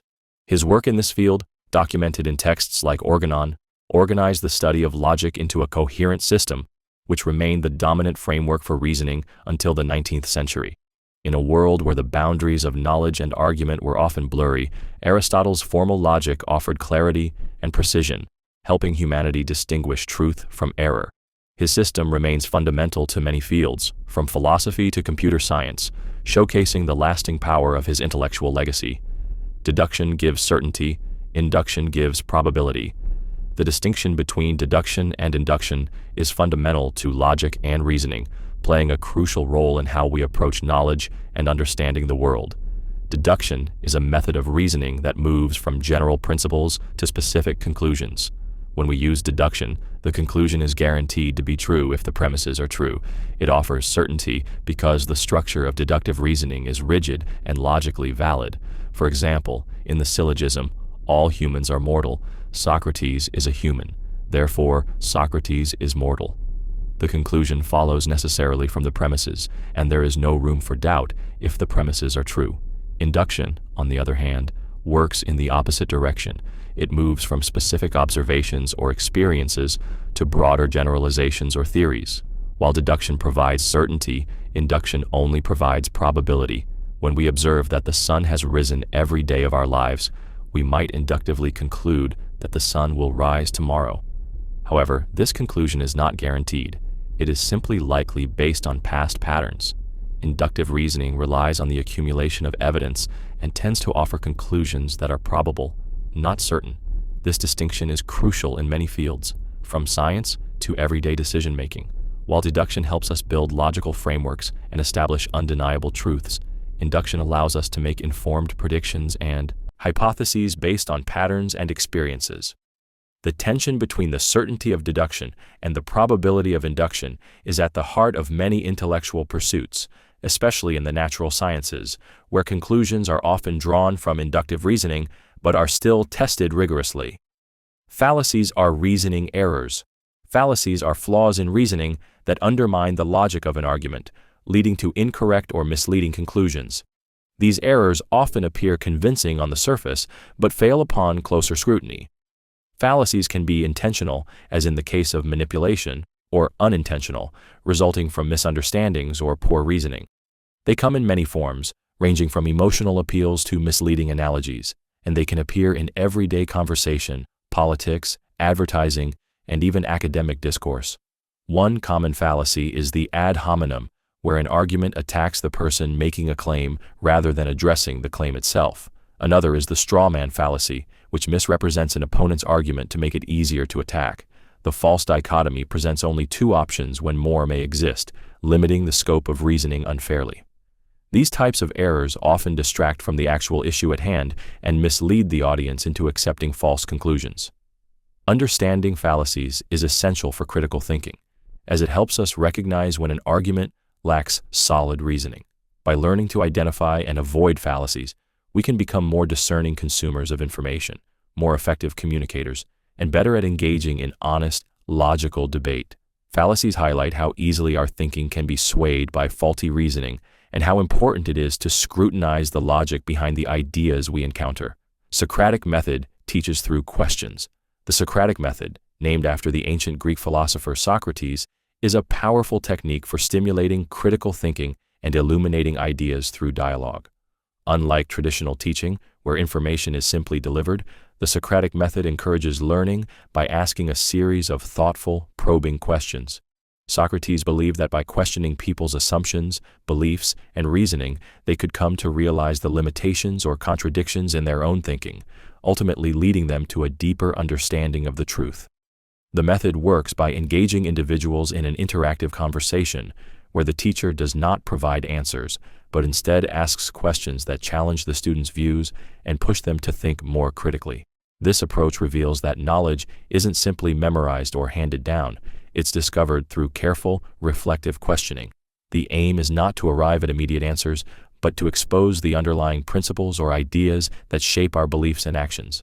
Socratic questioning often takes the form of breaking down complex ideas into simpler components, encouraging individuals to examine their logic and the implications of their statements. For example, if someone claims that honesty is always the best policy, a Socratic question might be, is honesty always beneficial, even if it causes harm? This forces the individual to reconsider their stance and engage in a more nuanced exploration of the issue. The Socratic method fosters a deeper engagement with ideas, emphasizing critical thinking, self-examination, and intellectual humility. Through this method, Socrates not only taught philosophy, but also created a transformative process that encourages people to think for themselves and continually question the world around them. Know thyself was at Delphi. The famous inscription, Know thyself, was etched at the Temple of Apollo in Delphi, one of the most revered religious sites in ancient Greece. This simple yet profound command holds deep philosophical significance and has resonated through the ages as a call for self-reflection and personal understanding. At its core, Know thyself urges individuals to seek wisdom not in the external world, but within their own minds, emotions, and desires. It invites a journey of introspection where one comes to understand their true nature, limitations, and potential. In the context of ancient Greek thought, this command was not just about gaining self-awareness for the sake of knowledge, but also for living a virtuous life. By understanding oneself, an individual could align their actions with their true nature, leading to greater harmony with the world and more ethical decisions. The idea suggests that without self-knowledge, we are easily swayed by external influences, illusions, or the whims of others. True wisdom, the inscription implies, comes from understanding who we are at our core. Know thyself also extends to recognizing our limitations. The Greeks believed that acknowledging one's ignorance or humility was a vital step towards wisdom, something Socrates famously embodied. In his dialogues, Socrates often claimed that his wisdom lay in knowing that he knew nothing, reflecting the deeper philosophical implications of the Delphic maxim. This timeless message continues to inspire self-exploration and the pursuit of wisdom, highlighting that the journey inward is just as crucial as the pursuit of knowledge in the world around us. Heraclitus said, "Everything changes." Heraclitus, an ancient Greek philosopher, is famously known for his assertion that everything changes or everything flows, panta rei. He argued that change is the fundamental nature of the universe and that nothing remains static. Unlike many of his predecessors who believed in a permanent, unchanging reality, Heraclitus saw the world as in a constant state of flux. He used the metaphor of a river to illustrate this idea. You cannot step into the same river twice, meaning that just as a river's waters are always flowing and changing, so too is life and the universe always in motion. Heraclitus believed that change was not random or chaotic, but rather governed by a deeper, underlying order. This order, which he called the Logos, was a rational principle that unified all things, despite their apparent diversity and constant transformation. For Heraclitus, conflict and opposites were not contradictory, but essential to the process of change. Day and night, life and death, good and bad, they all depend on each other and are in constant tension, yet together they form the harmony of the world. This radical view of change influenced later philosophical traditions, especially in existentialism and process philosophy. Heraclitus's insight challenged people to embrace impermanence and accept that change, far from being a threat, is an intrinsic part of life and the path to understanding the world. His philosophy continues to resonate today, reminding us that the only constant in life is indeed change itself. Parmenides said, "Change is illusion." Parmenides, an ancient Greek philosopher, proposed one of the most radical and perplexing ideas in the history of philosophy, that change is an illusion. In his work On Nature, Parmenides argued that reality is unchanging and indivisible, and that all change, motion, and multiplicity are mere appearances. According to him, what truly exists is eternal, timeless, and unalterable. Any perception of change or difference, he claimed, is deceptive and does not reflect the true nature of reality. For Parmenides, change was not possible because it would imply that something could come from nothing or cease to exist, which he considered logically incoherent. If something were to change, it would have to either come into being from nothing or vanish into nothing, both of which he argued were impossible. The true essence of being, according to Parmenides, is a singular, unchanging, and ungenerated existence that cannot be divided or altered in any way. This idea directly challenged the views of earlier philosophers like Heraclitus, who famously said that everything flows and that change is the fundamental nature of the universe.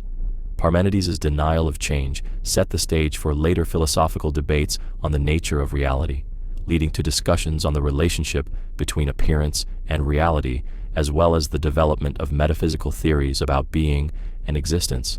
His argument forces us to confront the limits of human perception and the nature of the world we experience. Pre-Socratics sought natural causes. Before Socrates, the early Greek philosophers, known as the Pre-Socratics, were pioneers in turning away from mythological explanations of the world and instead sought natural, rational causes for phenomena.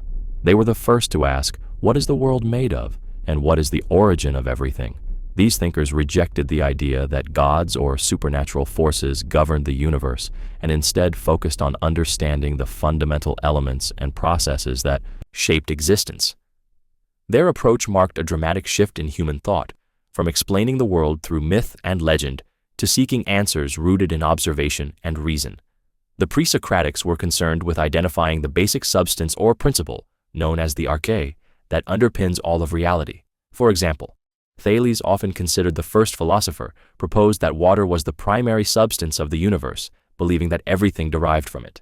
Heraclitus, in contrast, emphasized the role of change, famously stating that everything flows, and argued that fire was the fundamental element, symbolizing constant transformation. Pythagoras, with his focus on numbers and mathematics, believed that mathematical relationships were the key to understanding the cosmos. By seeking natural causes, the Pre-Socratics began the long journey towards scientific inquiry. They set the foundation for a rational approach to understanding the world that would eventually lead to modern science. Their quest to explain the universe through reason, rather than mythology, reshaped the course of human thought, showing that the natural world could be studied and understood on its own terms, driven by natural laws and principles. Thales predicted an eclipse. Thales of Miletus, an ancient Greek philosopher, is often regarded as the first true scientist in Western history. Among his many groundbreaking contributions, one of the most remarkable is his prediction of a solar eclipse in 585 BCE. This prediction is significant not only because it demonstrated a deep understanding of natural phenomena, but also because it marked a shift from mythological explanations of the world to empirical observation and reasoned analysis. Before Thales, eclipses were seen as ominous events, often interpreted as signs of divine anger or portentous omens. However, Thales' prediction, based on his knowledge of the natural world and celestial patterns, challenged these superstitions. By studying the cycles of the moon and the sun, he observed their regular movements and was able to predict the eclipse with remarkable accuracy. This act of using reason and observation to predict a natural event was revolutionary at the time and laid the groundwork for later developments in astronomy and science. Thales' eclipse prediction exemplifies his belief in a rational, ordered universe where natural events followed laws that could be understood through human reason. It was a powerful demonstration of how knowledge could be gained through observation and reasoning, rather than through myth or divine intervention. His work is a cornerstone in the transition from mythology to science, influencing countless philosophers and scientists who followed in his footsteps. Thales not only predicted an eclipse, he set the stage for humanity's quest to understand the natural world in a more systematic and empirical way. Anaximander saw life beginning in water. Anaximander, a pre-Socratic Greek philosopher, proposed a groundbreaking idea about the origin of life. Building upon the thought of his predecessor, Thales, who believed that water was the fundamental substance of the universe, Anaximander took this concept further. He suggested that life itself began in the water. According to his theory, the first living creatures emerged from the moist primordial substance of the earth, which was a kind of boundless, formless substance he called the apeiron, meaning the infinite or unlimited. Anaximander believed that this infinite, indeterminate substance was the source of all things, and life began in the waters, evolving over time into more complex forms. He suggested that early life forms were aquatic and that they slowly adapted to life on land as the environment changed. In this sense, Anaximander's view foreshadowed evolutionary ideas long before Darwin introduced the concept of natural selection. His theory of life's origins was one of the first to attempt an explanation based on natural processes rather than relying on mythological or supernatural causes. This insight into the aquatic origins of life had a profound influence on later thinkers, shaping early scientific ideas about the development of life and the interconnectedness of the natural world. Anaximander's view reflects an early effort to understand the natural world in terms of rational, observable processes, laying the foundation for future philosophical and scientific inquiries into the origins and evolution of life. Anaxagoras emphasized cosmic mind. Anaxagoras, an ancient Greek philosopher, introduced one of the most groundbreaking ideas in early cosmology, the concept of a cosmic mind, or nous, that governs the universe.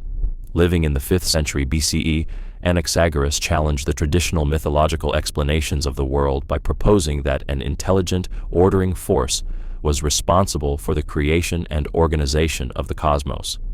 According to Anaxagoras, nous was a divine, infinite, and omnipresent mind that initiated the process of creation and brought order to the chaotic and disorderly primordial matter. Unlike earlier thinkers who attributed natural phenomena to the gods or personified forces of nature, Anaxagoras suggested that the universe operated through rational principles driven by a mind that structured everything. This cosmic mind didn't act like a human mind, but was a transcendent intelligence that organized matter, separating it into its various forms and ensuring the continuous flow of the cosmos. He believed that nous set the universe into motion, and by controlling the fundamental forces, it created harmony and structure from the initial chaos. Anaxagoras' idea of nous as the organizing principle of the universe was a radical departure from earlier philosophical views. It provided a naturalistic explanation for the workings of the world, laying the foundation for future developments in both metaphysics and science. His thinking paved the way for later philosophers, especially Plato and Aristotle, to further explore the role of mind and reason in the structure of the universe, making Anaxagoras a key figure in the history of philosophy and cosmology. Sophists taught persuasion. The Sophists were a group of itinerant teachers in ancient Greece who were known for teaching the art of persuasion and effective speaking. Unlike philosophers like Socrates, who sought objective truth, the Sophists believed that truth was relative and could vary depending on the individual or culture. They emphasized the power of rhetoric, the skill of using language to persuade others, regardless of whether the argument was rooted in absolute truth.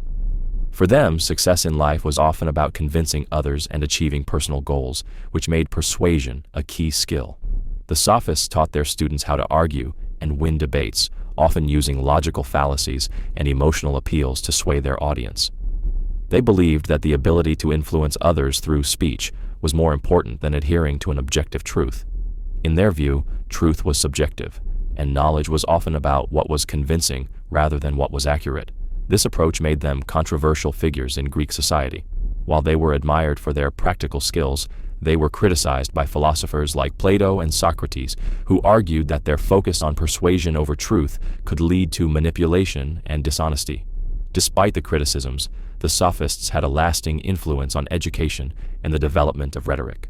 Their teachings shaped the way we think about language, argumentation, and persuasion today. In modern times, their emphasis on rhetoric can be seen in fields like law, politics, and marketing, where persuasion is a crucial tool for success. The Sophists, in many ways, laid the groundwork for the study of effective communication and the power of words. Protagoras said, "Man is the measure." Protagoras, an ancient Greek philosopher, is famous for his statement, "Man is the measure of all things." This assertion encapsulates a central tenet of his philosophical view known as relativism. By this, Protagoras meant that truth and moral values are not objective or universal, but are instead determined by human perception and experience. In other words, what is true or right varies from person to person and is shaped by individual perspectives and cultural contexts. This idea challenges the notion of absolute truths, suggesting instead that each person's understanding of the world is valid in its own context. If two people see the same event differently, their differing interpretations are equally true for them. For Protagoras, there is no universal standard of truth that applies to everyone, everywhere, at all times. The measure of truth, therefore, is the individual's own perception and experience. Protagoras' relativism was groundbreaking because it shifted the focus of philosophy away from the search for objective, eternal truths to an exploration of human subjectivity and experience. It also had significant implications for ethics. If moral values are subjective and rooted in human experience, then ethical judgments become a matter of personal or cultural preference rather than universal laws. This perspective sparked debates in philosophy that continue today, raising questions about the nature of truth, knowledge, and morality, and challenging us to consider how our understanding of the world is shaped by our own experiences. Cynicism rejected luxury. Cynicism, an ancient Greek philosophical movement, is known for its radical rejection of materialism, social conventions, and luxury. Founded by Antisthenes, a student of Socrates, and later popularized by Diogenes, cynics believed that true happiness and virtue were not to be found in wealth, status, or luxury, but in living a simple, self-sufficient life in harmony with nature. The cynics viewed society's obsession with material goods and social status as distractions that led people away from genuine fulfillment. Diogenes, one of the most famous cynics, became legendary for his extreme asceticism and disdain for conventional luxuries. He famously lived in a barrel, or a tub, depending on the account, in Athens, rejecting the comforts of home, and is said to have carried a lamp during the day, claiming to be looking for an honest man. For Diogenes and other cynics, luxury and comfort were seen as corrupting influences that tied people to false ideals of happiness and success. They argued that living with as little as possible was the path to freedom and authenticity, where one could focus on cultivating virtue and self-discipline without the distractions of material wealth. Cynicism's rejection of luxury was not just about simplicity for simplicity's sake. It was about challenging the values of the society around them, critiquing the excessive focus on possessions, and instead encouraging people to live according to nature with self-sufficiency, independence, and honesty.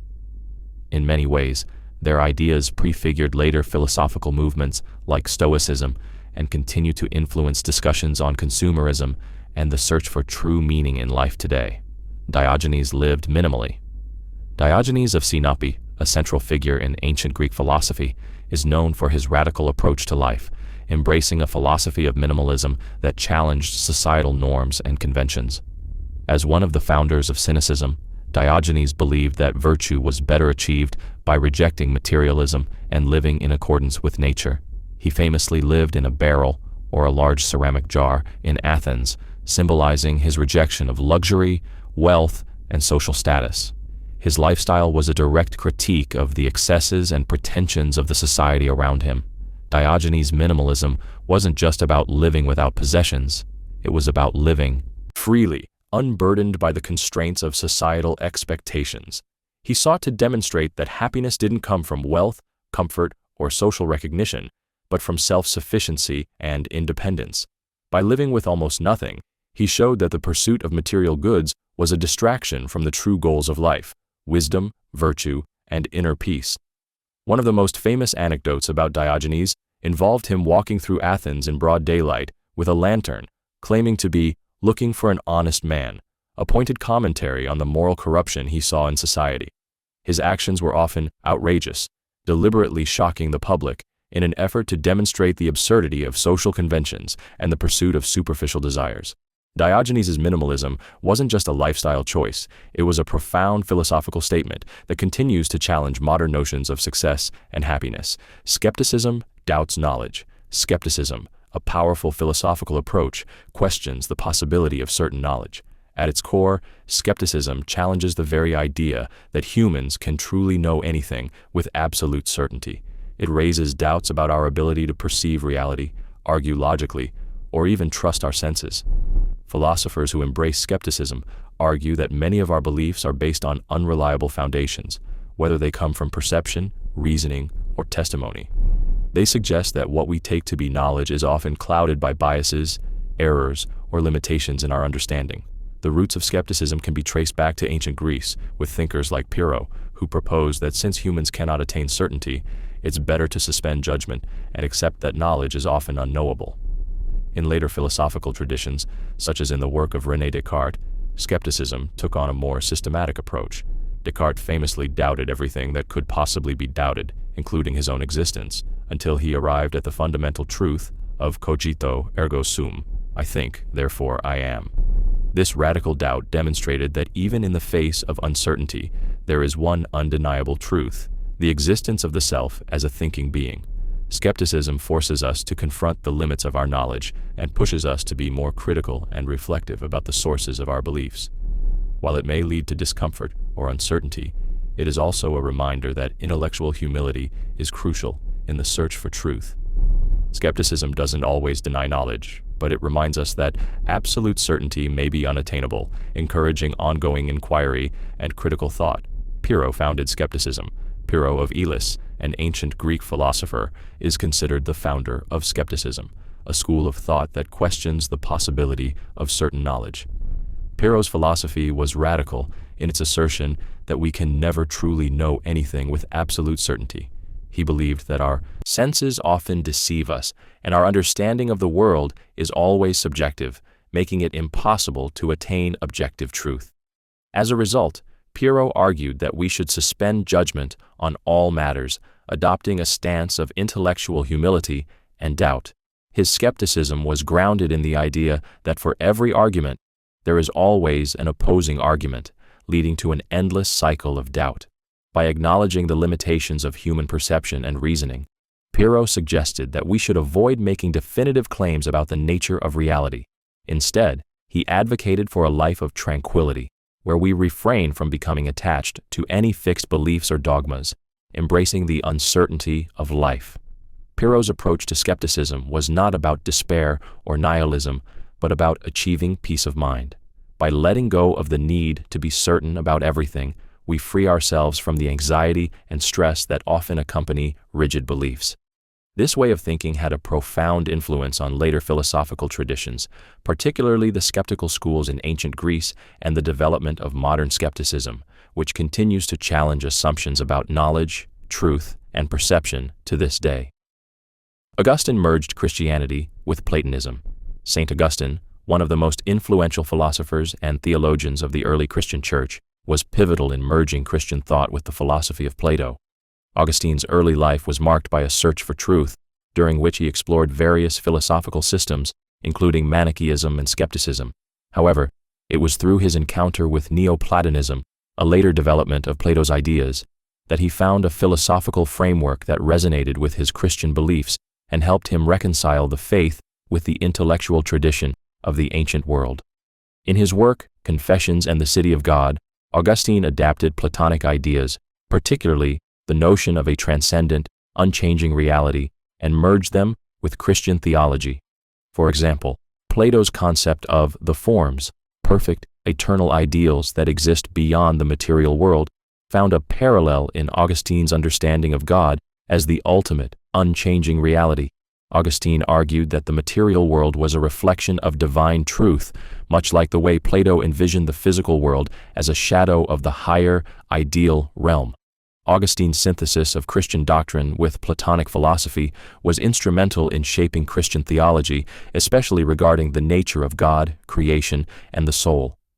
By integrating Platonic thought, Augustine provided a rational structure for understanding Christian concepts such as the nature of evil, divine providence, and the relationship between the spiritual and physical worlds. His ideas laid the foundation for much of medieval Christian philosophy, influencing thinkers like Thomas Aquinas and continuing to shape theological thought today. Aquinas merged Christianity with Aristotle. Thomas Aquinas, a 13th-century philosopher and theologian, profoundly shaped Christian thought by merging the teachings of Aristotle with Christian theology. Aquinas recognized the intellectual depth and philosophical rigor of Aristotle's ideas, particularly his emphasis on reason, logic, and the natural world.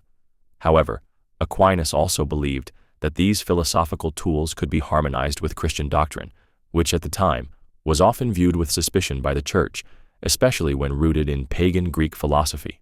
Aquinas' most significant contribution came in his work Summa Theologica, where he integrated Aristotelian concepts such as substance, causality, and natural law with Christian teachings.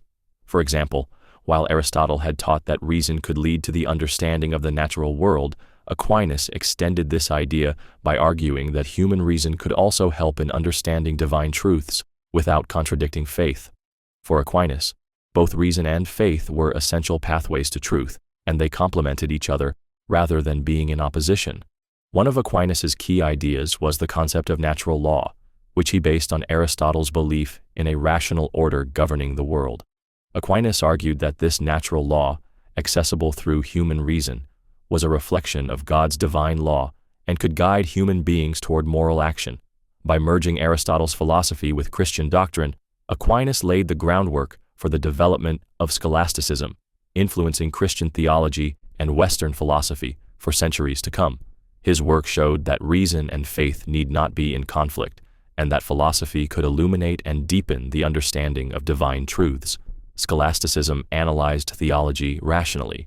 Scholasticism, a philosophical and theological movement that dominated medieval Europe, aimed to reconcile faith with reason by using rational analysis to explore theological concepts. Rooted in the works of ancient philosophers like Aristotle, scholastic thinkers believed that human reason could be applied to understanding divine truths. Rather than relying solely on revelation or tradition, scholastics sought to clarify and systematize religious doctrine through logical argumentation, detailed analysis, and debate. The most notable figure in scholasticism is Thomas Aquinas, whose work synthesized Christian theology with Aristotelian philosophy. Aquinas argued that reason and faith are not contradictory, but complementary, with reason serving to explain and defend the truths of faith. He used logical reasoning to explore profound theological questions, such as the existence of God, the nature of the soul, and the problem of evil. Scholasticism emphasized that theological beliefs should be supported by sound arguments, and this intellectual approach helped establish the foundations for modern Western thought. Scholasticism's method was highly structured, often engaging in dialectical reasoning, posing questions, presenting objections, and then offering resolutions through careful analysis. This approach provided a framework for understanding complex theological issues, making them more accessible and intellectually rigorous. While scholasticism has been criticized for its focus on abstract reasoning and complex theological minutiae, its influence on medieval education and its role in preserving classical philosophy and Christian doctrine cannot be overstated. It helped shape the intellectual landscape of the Middle Ages, showing how reason could be used to deepen and clarify religious understanding. Occam's razor prefers simplicity. Occam's razor, attributed to the 14th century philosopher William of Ockham, is a principle that suggests that when confronted with competing explanations for the same phenomenon, the simplest one is usually the best. It's often stated as entities should not be multiplied beyond necessity, meaning that unnecessary assumptions or complexities should be avoided. In essence, the razor advocates for simplicity and economy in reasoning, encouraging us to opt for explanations that make the fewest assumptions. Occam's razor is not a rule that guarantees the simplest answer is always correct, but rather a guideline to help narrow down possibilities in situations of uncertainty. By eliminating extraneous elements and focusing on the essentials, we are more likely to arrive at an explanation that is both coherent and verifiable. This principle has been widely influential in science, where simpler theories are preferred unless evidence strongly supports more complex alternatives. For example, in science, if there are two theories that explain a phenomenon equally well, Occam's razor suggests that the one with fewer assumptions or entities is preferable. This approach minimizes the risk of introducing unnecessary complexities that could cloud our understanding. While the razor doesn't solve all problems, it encourages clarity, precision, and efficiency in both philosophical and scientific thinking, making it a crucial tool in the search for truth. Machiavelli pioneered political realism. Niccolò Machiavelli, an Italian Renaissance philosopher and political theorist, is often credited with pioneering the concept of political realism, a pragmatic and sometimes ruthless approach to governance. In his most famous work, The Prince, Machiavelli broke away from the idealistic views of earlier political thinkers, offering a starkly realistic perspective on power and leadership. Rather than focusing on moral or ethical considerations, Machiavelli emphasized the importance of pragmatism, advising rulers to do whatever was necessary to maintain stability and control, even if it meant resorting to deception, manipulation, or cruelty. Machiavelli's core idea was that politics is governed by its own set of rules, separate from the moral or religious principles that guide personal behavior. He argued that the ends, securing and maintaining power, justify the means, a view that was revolutionary for its time. For example, he famously stated that it is better for a ruler to be feared than loved if they cannot be both, and that a prince should be willing to act immorally if it benefits the state. Machiavelli's political realism rejected the idea that rulers should always act virtuously or seek the common good in an idealistic sense. Instead, he focused on the realpolitik of power, how rulers should adapt to changing circumstances, make difficult choices, and focus on outcomes rather than ideals. His work laid the groundwork for modern political science and influenced generations of leaders and political thinkers, making him one of the most significant figures in the history of political philosophy. Hobbes argued for strong government. Thomas Hobbes, the 17th century English philosopher, is best known for his political theory outlined in his work Leviathan, where he argued that a powerful, centralized government was essential for maintaining order and preventing chaos. Hobbes viewed human nature as inherently selfish and prone to conflict, famously stating that without a strong authority to govern, life in a state of nature would be solitary, poor, nasty, brutish, and short. He believed that in the absence of a governing power, individuals would act based on their desires and fears, leading to constant violence and insecurity. According to Hobbes, in order to escape this war of all against all, individuals must surrender some of their freedoms and submit to the authority of a sovereign ruler. This ruler, whether a monarchy or an assembly, would hold absolute power to ensure peace and security. Hobbes called this social contract the Leviathan, a metaphor for a mighty ruler who could provide the necessary structure to society. For Hobbes, the power of the sovereign was not to be questioned, as he believed that any challenge to the sovereign would lead to a return to disorder and violence. Hobbes' argument for a strong government was revolutionary in its time, challenging the idea of divine right or the more traditional views of government. His belief in absolute authority and the necessity of a powerful state to prevent anarchy has had a lasting influence on political theory, laying the groundwork for discussions on sovereignty, state power, and the relationship between the individual and the state. Locke argued for natural rights. John Locke, a key figure in Enlightenment philosophy, introduced the groundbreaking idea that all individuals possess natural rights, fundamental rights inherent to all humans by virtue of their existence. These rights, according to Locke, are life, liberty, and property. Locke's argument was revolutionary because it proposed that these rights were not granted by governments or rulers, but were intrinsic to human beings. In his two treatises of government, Locke argued that the primary role of government is to protect these natural rights, and that any government that fails to do so loses its legitimacy. Locke's concept of natural rights is rooted in his belief in the state of nature, where individuals are free and equal, governed by reason and guided by the pursuit of their own self-interest.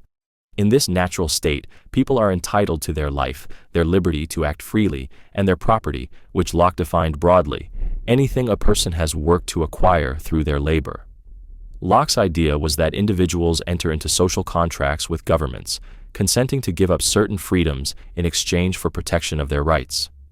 This philosophy had a profound influence on the development of liberal democracy and the concept of human rights.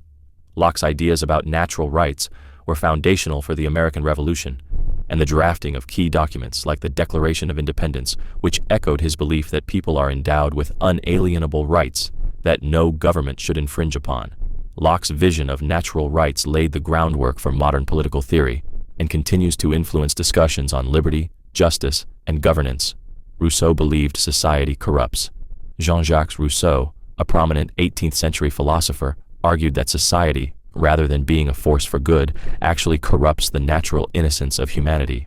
In his influential work, The Social Contract, Rousseau proposed that humans were once free, peaceful, and uncorrupted in their natural state, living harmoniously in the state of nature. However, with the rise of civilization, private property, and social institutions, humanity became increasingly enslaved by societal norms, power structures, and inequalities. Rousseau believed that the development of society and the establishment of private property led to competition, jealousy, and a loss of genuine human connection. People began to measure their worth by material possessions and social status, leading to inequality, conflict, and alienation. For Rousseau, this corruption was not just social, but moral, as people's natural goodness was overshadowed by the demands and expectations of society. In contrast, Rousseau envisioned a more just society, one based on a social contract where individuals would agree to form a collective community that prioritizes the common good over individual gain. This contract, however, would require the abandonment of personal desires and the embrace of general will, where people act in the interest of the community as a whole. Rousseau's critique of society challenged the Enlightenment's emphasis on reason and progress, suggesting that true freedom and moral integrity could only be achieved by returning to a simpler, more communal way of life, free from the corrupting influence of modern civilization. His ideas continue to inspire discussions on the relationship between individual freedom and social structures. Hegel created dialectics.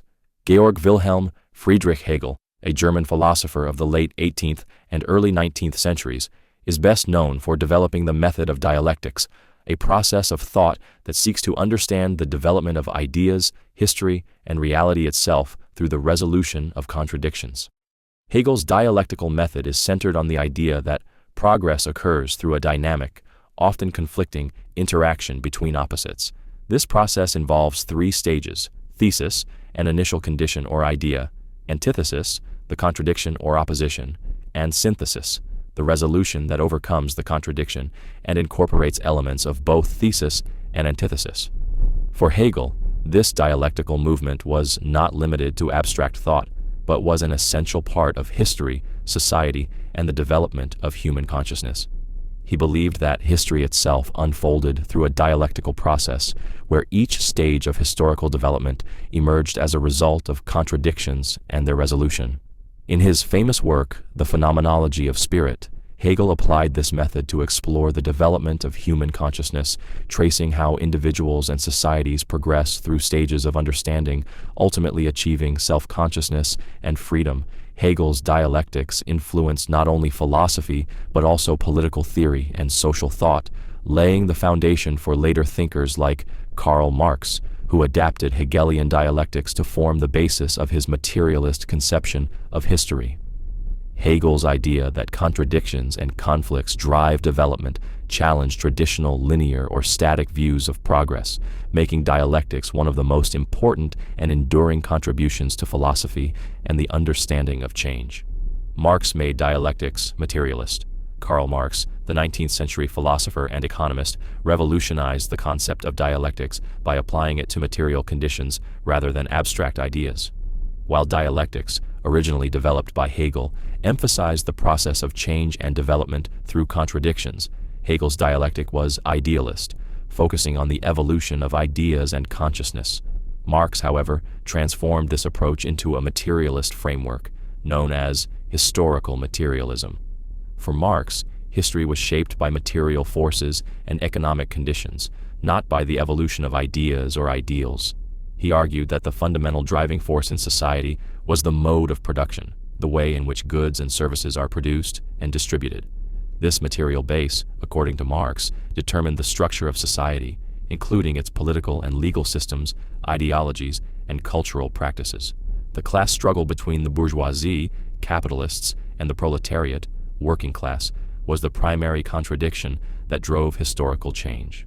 Marx's materialist dialectics posited that society progresses through stages, each shaped by contradictions in the economic base that eventually lead to revolutionary change.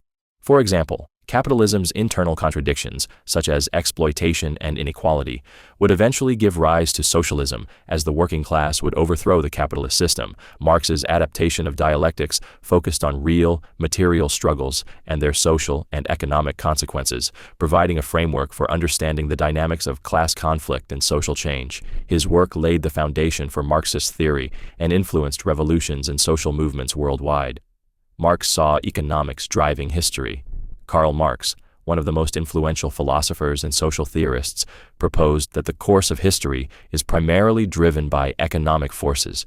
According to Marx, the structure of society is determined by its economic base, the way in which goods are produced, and the relations of production between different social classes. He argued that these economic conditions shape not only material life, but also the ideas, politics, and culture of any given time. Marx's theory is rooted in historical materialism, which contends that the economic system of a society defines its social structure and the conflicts between different classes. Marx believed that throughout history, societies have been shaped by the struggle between the ruling class, which controls the means of production, and the working class, which sells its labor.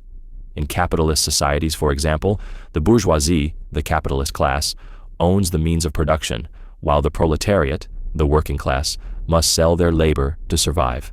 Marx saw this inherent conflict as the driving force behind historical change. He argued that the contradictions between these classes would eventually lead to the collapse of capitalism and the rise of socialism, where the means of production would be collectively owned, leading to a classless society. For Marx, economics was not just a tool for understanding history, but the engine that propelled it forward. His analysis showed how material conditions, how societies produce and distribute wealth, are at the heart of all social, political, and historical developments. Marx's revolutionary ideas about the relationship between economics and history continue to influence political thought and critiques of capitalism to this day. Anarchism rejects unjust authority. Anarchism is a political philosophy that fundamentally opposes all forms of unjust authority, particularly the centralized power structures of the state. Anarchists argue that hierarchical systems of power, such as governments, corporations, and institutions, inherently lead to oppression, inequality, and exploitation. Rather than supporting traditional authority, anarchism advocates for a society where individuals are free to govern themselves without the need for rulers or imposed laws. Central to anarchist thought is the belief that authority is often coercive and corrupt. Anarchists argue that most forms of government do not serve the people, but instead protect the interests of the powerful. They see the state as a tool for maintaining social inequality, creating systems where the rich and powerful remain in control while the majority are subjugated. For anarchists, true freedom can only be achieved when individuals and communities are no longer bound by artificial structures of domination. Anarchism envisions a society based on voluntary cooperation, mutual aid, and directed democracy.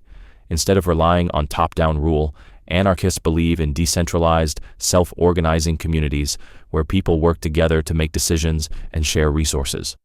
By rejecting unjust authority, anarchism seeks to create a world where power is distributed equitably, allowing individuals to live freely without fear of oppression.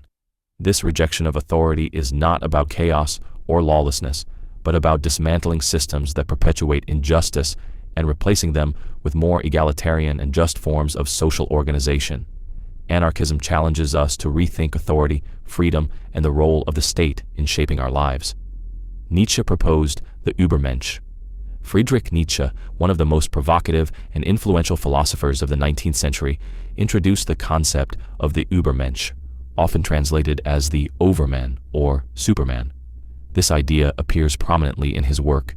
Thus spoke Zarathustra, and represents Nietzsche's vision of a person who transcends conventional moral values and societal norms to create their own values and meaning in life. The Übermensch embodies the rejection of traditional ideals like Christianity, which Nietzsche believed stifled individual potential and creativity, and instead embraces a life of strength, creativity, and personal excellence. For Nietzsche, the Übermensch is not bound by the constraints of good and evil as defined by society, but lives according to their own will, striving to be the best version of themselves. This figure is an ideal for humanity to strive toward, symbolizing the potential for growth and self-overcoming. Nietzsche's famous proclamation, "God is dead," reflects the idea that traditional religious and moral frameworks no longer serve to provide meaning in a modern world, and the Übermensch is the answer to this existential void, a person who must confront life's inherent meaninglessness and forge their own path. The concept of the Übermensch was deeply connected to Nietzsche's ideas of the will to power, a driving force that he believed was at the core of human existence. The Übermensch is the person who fully embraces this will, asserting their individuality and purpose, unafraid of challenge or struggle. While controversial, Nietzsche's Übermensch remains a powerful symbol of personal empowerment, radical individualism, and the potential for human growth beyond conventional morality. Nietzsche saw morality as historical. Friedrich Nietzsche, the 19th century German philosopher, radically redefined morality by asserting that it is not universal or absolute but deeply historical and culturally contingent. Nietzsche argued that moral values such as good and evil, right and wrong, have evolved over time and are the product of specific historical conditions. In his works like On the Genealogy of Morals, he traced the origins of these values, showing how they were shaped by power dynamics, cultural shifts, and social needs rather than being inherent truths. Nietzsche famously critiqued traditional morality, particularly the slave morality he believed arose with Christianity. He argued that the values of humility, meekness, and self-sacrifice were born out of the resentment and weakness of the oppressed classes. According to Nietzsche, these moral values were adopted by those who could not achieve power or success in the traditional master sense. Over time, the values of the slaves became dominant, and Nietzsche saw this as a distortion of life-affirming values, which he associated with master morality, values like strength, power, and excellence. For Nietzsche, morality was a historical construct that served specific social and political purposes. He believed that the evolution of moral systems was tied to the changing structures of society and the will to power, the fundamental driving force behind human behavior. Nietzsche's view of morality as historical encouraged individuals to question inherited moral values and to create their own values based on personal growth, strength, and the affirmation of life. This shift in perspective paved the way for existential and postmodern critiques of traditional ethics. Problem of evil questions suffering. The problem of evil is one of the most enduring and profound challenges in philosophy and theology, questioning how an all-powerful, all-knowing, and all-good God can allow suffering and evil to exist in the world. It has troubled thinkers for centuries, as it seems to contradict the nature of a benevolent deity. If God is omnipotent and omnibenevolent, why does suffering, injustice, and evil persist? This dilemma strikes at the heart of the human experience, especially in the face of widespread suffering, natural disasters, and moral evil. Philosophers and theologians have grappled with this problem in various ways. One common response, known as the free will defense, suggests that God gave humans free will, and that suffering results from the misuse of that freedom. According to this view, for love and goodness to be meaningful, they must be chosen freely, and this choice inevitably allows for the possibility of evil and suffering. Another perspective, the soul-making theodicy, argues that suffering can serve a greater purpose, helping individuals grow spiritually or morally, developing virtues like courage, empathy, and resilience. Despite these attempts to reconcile suffering with the existence of a loving God, the problem of evil remains a central topic in philosophy of religion. It forces us to confront uncomfortable questions about the nature of God, the existence of suffering, and how we can make sense of our world when confronted by immense pain and hardship. The problem of evil doesn't just challenge theology, it challenges the very way we understand morality, justice, and the meaning of life itself. Pascal's Wager supports belief in God. Pascal's Wager, proposed by the French philosopher Blaise Pascal in the 17th century, is a pragmatic argument for believing in God. Pascal argued that, even in the absence of conclusive evidence for God's existence, it is in one's best interest to believe in God, because the potential benefits far outweigh the risks. His reasoning is rooted in decision theory, a branch of mathematics concerned with making rational choices under uncertainty. Pascal presented the wager as a kind of bet. If you believe in God and He exists, you stand to gain eternal happiness in heaven. If you believe and God does not exist, you lose little or nothing. On the other hand, if you do not believe in God and He exists, you risk eternal suffering or damnation. The stakes, according to Pascal, are so high that it makes rational sense to believe, even if there is no empirical evidence to prove God's existence. While Pascal's wager is not an argument for the existence of God itself, it challenges the rational person to consider the practical consequences of belief versus disbelief. The wager is particularly compelling in situations where the costs of belief are minimal, but the potential rewards, eternal salvation, are immeasurable. Critics, however, have pointed out that it oversimplifies the complexity of religious belief, and others argue that it doesn't address which God or which religious teaching should be followed. Despite these criticisms, Pascal's Wager remains a thought-provoking way of considering faith and rationality in a world filled with uncertainty. Enlightenment emphasized reason. The Enlightenment, a cultural and intellectual movement that flourished in Europe during the 17th and 18th centuries, placed reason at the center of human understanding and progress. Philosophers and thinkers of the period believed that human beings, through the use of reason and critical thinking, could challenge traditional authorities such as the monarchy, the church, and outdated social customs, and discover universal truths about the world. This emphasis on reason was a radical departure from the earlier reliance on religious doctrine and superstition, and it advocated for a more rational, scientific approach to understanding human nature, society, and the universe. Key figures like René Descartes, John Locke, Voltaire, and Immanuel Kant championed reason as the primary tool for intellectual and social advancement. Descartes' famous statement, Cogito, ergo sum, I think, therefore I am, embodied the Enlightenment focus on individual thought and rationality. The movement also promoted skepticism of traditional power structures and encouraged the idea that human beings could improve society through knowledge and reasoned debate, laying the groundwork for modern democracy, human rights, and scientific inquiry. Enlightenment thinkers sought to apply reason to all areas of life, advocating for reforms in education, government, and ethics. This period also saw the rise of the scientific method, as figures like Isaac Newton demonstrated how reason and observation could lead to discoveries that changed our understanding of nature. Ultimately, the Enlightenment's emphasis on reason was not just about intellectual advancement, but also about human liberation, as it encouraged people to think for themselves and challenge the constraints imposed by tradition and authority.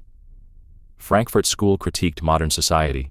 The Frankfurt School, a group of intellectuals and philosophers based at the Institute for Social Research in Frankfurt, Germany, emerged in the early 20th century with the aim of critiquing modern capitalist society. Drawing on Marxist theory, Freudian psychology, and critical theory, the members of the Frankfurt School sought to understand and critique the ways in which capitalist society perpetuates oppression, alienation, and social inequality. Their work was deeply concerned with how cultural, economic, and political systems intersect to shape human consciousness and social relations. Key figures in the Frankfurt School, such as Theodor Adorno, Max Horkheimer, and Herbert Marcuse argued that modern society was marked by a form of reified consciousness, where individuals became passive consumers of culture and ideology, thus reinforcing the capitalist system. In their landmark work, Dialectic of Enlightenment, Adorno and Horkheimer examined how the Enlightenment's emphasis on reason and progress had led to new forms of domination and instrumental rationality, which stifled human freedom and creativity. The Frankfurt School critiqued the culture industry, which they saw as a tool of mass manipulation, reducing art, media, and entertainment to mere commodities designed to pacify and control the population. They argued that capitalism not only oppressed individuals economically, but also shaped their desires and values, making them complicit in their own oppression. Through their critique of modern society, the Frankfurt School challenged the very foundations of capitalist culture, urging a revolutionary transformation of both the economic system and the cultural consciousness. Their ideas remain influential in contemporary critical theory, sociology, and cultural studies. Adorno and Horkheimer made critical theory. Theodor Adorno and Max Horkheimer, two leading figures of the Frankfurt School, developed critical theory, a profound and transformative approach to understanding society, culture, and power. Critical theory emerged in the early 20th century as a response to both Marxism and the cultural climate of industrial capitalism. Unlike traditional Marxism, which focused primarily on economic structures, critical theory sought to understand how culture, ideology, and social institutions perpetuate domination and inequality. Adorno and Horkheimer argued that true liberation required not just economic revolution, but also a deep critique of the cultural and ideological systems that maintain oppressive power structures.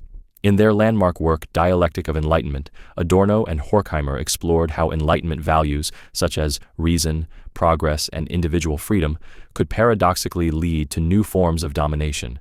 They argued that, instead of fostering true freedom, modern society's reliance on rationality and instrumental thinking led to the domination of nature and people, creating systems of control that stifled individuality and creativity.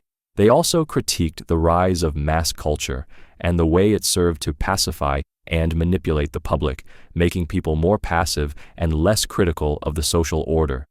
Critical theory challenged traditional social science and philosophy by emphasizing the need for a radical transformation of society, not just through economic change, but also by addressing the deeply ingrained cultural and ideological forces that shape human consciousness. Adorno and Horkheimer's work paved the way for future intellectual movements, influencing fields like sociology, cultural studies, and postmodern thought, and continues to be a powerful tool for analyzing and critiquing contemporary society. Derrida created deconstruction. Jacques Derrida, a French philosopher, is best known for developing the concept of deconstruction, a radical approach to understanding language, meaning, and text. Deconstruction challenges the idea that texts have fixed, stable meanings that can be easily interpreted. Instead, Derrida argued that meaning is always shifting, fragmented, and dependent on context, making it impossible to pin down any definitive interpretation. This idea has profound implications for literature, philosophy, and even law, as it undermines traditional approaches to understanding texts as containing a single, unchanging truth. At its core, deconstruction examines how texts contradict themselves, revealing underlying assumptions, biases, and tensions. Derrida believed that language itself is inherently unstable, shaped by the interplay of words that only acquire meaning in relation to one another. In this sense, meaning is never fully present or accessible. It is always deferred, a concept Derrida called difference. Through deconstruction, Derrida aimed to expose the limitations of language and show how systems of thought, including philosophy and literature, often rely on these very contradictions to establish meaning and authority. Deconstruction does not seek to destroy or dismantle texts, but to reveal the complexities and contradictions hidden within them. By doing so, it encourages a more critical, open-ended approach to interpretation, one that recognizes the fluidity of meaning and the role of power in shaping knowledge. Derrida's work has influenced fields such as literary theory, cultural studies, and postmodern philosophy, leaving an indelible mark on how we think about texts, truth, and meaning. Postmodernism denies universal truths. Postmodernism, an intellectual movement that emerged in the mid-20th century, challenges the idea of universal, objective truths that apply to all people, times, and places. Unlike modernism, which sought to find overarching explanations and universal laws, postmodernism argues that knowledge, truth, and meaning are always shaped by social, cultural, and historical contexts. According to postmodern thinkers, what we consider to be truth is not universal, but is constructed through language, power dynamics, and individual perspectives. Key postmodern philosophers like Jean-François Lyotard, Michel Foucault, and Jacques Derrida critiqued the idea that there are absolute truths that can be universally known. They emphasize that all knowledge is subjective, filtered through the lenses of language, culture, and social structures. For example, Derrida's theory of deconstruction questioned how language shapes meaning and how it can never fully capture the true essence of reality, as words and symbols are always open to multiple interpretations. Postmodernism also challenges the dominant narratives or grand narratives that claim to offer universal explanations for the world, such as religion, science, and political ideologies. Instead, postmodernism embraces a pluralistic view of reality, suggesting that truth is relative, fluid, and ever-changing. This rejection of universal truths has had a profound impact on fields like literature, art, architecture, and sociology, encouraging a more diverse and fragmented view of the world. Ultimately, postmodernism pushes us to question accepted norms and to recognize the complexities and contradictions that shape our understanding of truth. Foucault linked power and knowledge. Michel Foucault, a French philosopher and social theorist, made groundbreaking contributions to our understanding of power, knowledge, and society. In works like Discipline and Punish and The History of Sexuality, Foucault argued that power and knowledge are inextricably linked and cannot be understood in isolation. For Foucault, knowledge is not just about truth or facts. It is a tool that shapes and is shaped by power relations in society.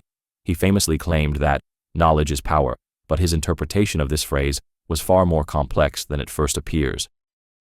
Foucault's theory of power suggests that it is not simply something that is held by individuals or institutions, but is diffuse, operating through societal structures, norms, and practices. Power, for Foucault, is everywhere. It operates in schools, hospitals, prisons, and even in our daily interactions. Knowledge, then, is a key mechanism through which power is exercised and maintained. Institutions use knowledge to define what is normal, acceptable, or true, thereby shaping how people behave and how they see themselves. For example, medical or psychological knowledge defines what is considered healthy or normal, effectively exerting control over individuals' bodies and minds. Foucault's work challenged the traditional view that knowledge is purely objective or neutral. He argued that knowledge systems are often used to justify and perpetuate power structures, making them not just tools for understanding the world, but instruments of social control. By linking power and knowledge, Foucault showed that what we consider to be truth is often the product of historical processes shaped by power dynamics, urging us to question the authority of established knowledge. Structuralism studies cultural structures. Structuralism, a dominant intellectual movement in the mid-20th century, focuses on understanding the underlying structures that shape culture, language, and society. Developed primarily by linguist Ferdinand de Saussure and anthropologist Claude Lévi-Strauss, structuralism argues that human culture, much like language, is governed by a set of deep, unconscious structures. These structures influence how people think, behave, and interact, and they manifest in myths, rituals, social practices, and even the organization of language itself. At the heart of structuralism is the idea that meaning in culture doesn't emerge from individual elements alone, but from the relationships between those elements within a system. Just as in language, where the meaning of words is defined by their relationship to other words, cultural phenomena, whether myths, rituals, or social norms, are meaningful only in the context of their broader social and cultural systems. For example, Lévi-Strauss explored how myths in different cultures share similar structures, revealing universal patterns in human thought and culture. Structuralism suggests that, to understand culture, we must look beyond individual actions or symbols and instead focus on the relationships and systems that underpin them. This perspective challenges the idea that meaning is something simply imposed by individual agents or specific historical contexts. Instead, Structuralism sees human behavior as driven by universal, often hidden, structures that shape every aspect of culture, while later movements, such as post-structuralism, criticized and built upon structuralism. Its influence on the study of culture, language, and society remains significant today. Saussure shaped structuralism. Ferdinand de Saussure, a Swiss linguist, is often regarded as the father of structuralism, a major intellectual movement that transformed the study of language, culture, and society in the 20th century. Saussure's groundbreaking ideas about language laid the foundation for structuralist thought by shifting focus from individual words or meanings to the relationships between signs within a system. He proposed that language functions as a system of signs, where meaning arises not from the intrinsic qualities of a word, but from its relationship to other words in the system. Saussure's key contribution was his theory of the signifier and the signified. The signifier refers to the physical form of a word, its sound or written representation, while the signified is the concept it represents. According to Saussure, the connection between the two is arbitrary and determined by social conventions rather than any inherent link between the word and the concept. This insight helped challenge traditional views of language as a direct reflection of reality and instead emphasize the role of social and cultural contexts in shaping meaning. Structuralism, influenced by Saussure's ideas, sought to analyze the underlying structures that govern human culture, whether in language, mythology, or society. Scholars like Claude Lévi-Strauss and Roland Barthes applied Saussurean principles to explore how cultural phenomena are structured by systems of meaning. Saussure's focus on the relational aspects of language has had a profound impact on fields ranging from linguistics to anthropology, literature, and semiotics, reshaping how we understand the construction of meaning in human life. Philosophy of language studies meaning. The philosophy of language is a branch of philosophy that explores how language functions, how meaning is constructed, and how we communicate our thoughts, ideas, and experiences. At its core, this field seeks to understand the relationship between words, symbols, and the world they represent. Philosophers of language ask critical questions like, what does it mean for a word to have meaning? How do sentences convey truth? What role does context play in shaping understanding? How do we interpret the words and expressions of others? Central to this field are debates about meaning. One of the key issues is the distinction between semantic meaning, what words, phrases, and sentences mean in themselves, and pragmatic meaning, which refers to how meaning is shaped by the context in which language is used. Early philosophers like Ludwig Wittgenstein argued that the meaning of words is not static, but is shaped by their use in everyday life, a view that has profoundly influenced contemporary linguistic philosophy.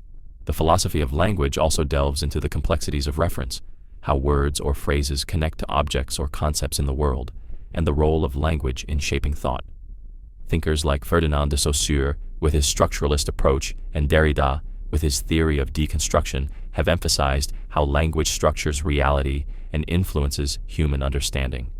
Ultimately, the philosophy of language examines how we navigate meaning in a complex world and how language shapes our perception of reality. It challenges us to question not just what we say, but how and why we understand each other. Mind-body problem studies consciousness. The mind-body problem is one of the oldest and most profound philosophical dilemmas, centered around the relationship between the mind, our thoughts, consciousness, and mental experiences, and the body, the physical matter that makes up our brain and body. The core question of the mind-body problem is how these two seemingly distinct realms interact and influence one another. How can something as intangible as consciousness, which seems non-physical, arise from the physical brain? How do mental states like thoughts, emotions, and desires translate into physical actions in the body? Philosophers have offered various theories to explain this connection. Dualism, famously proposed by René Descartes, posits that the mind and body are two separate substances, one mental, the other physical, and that they interact in some way.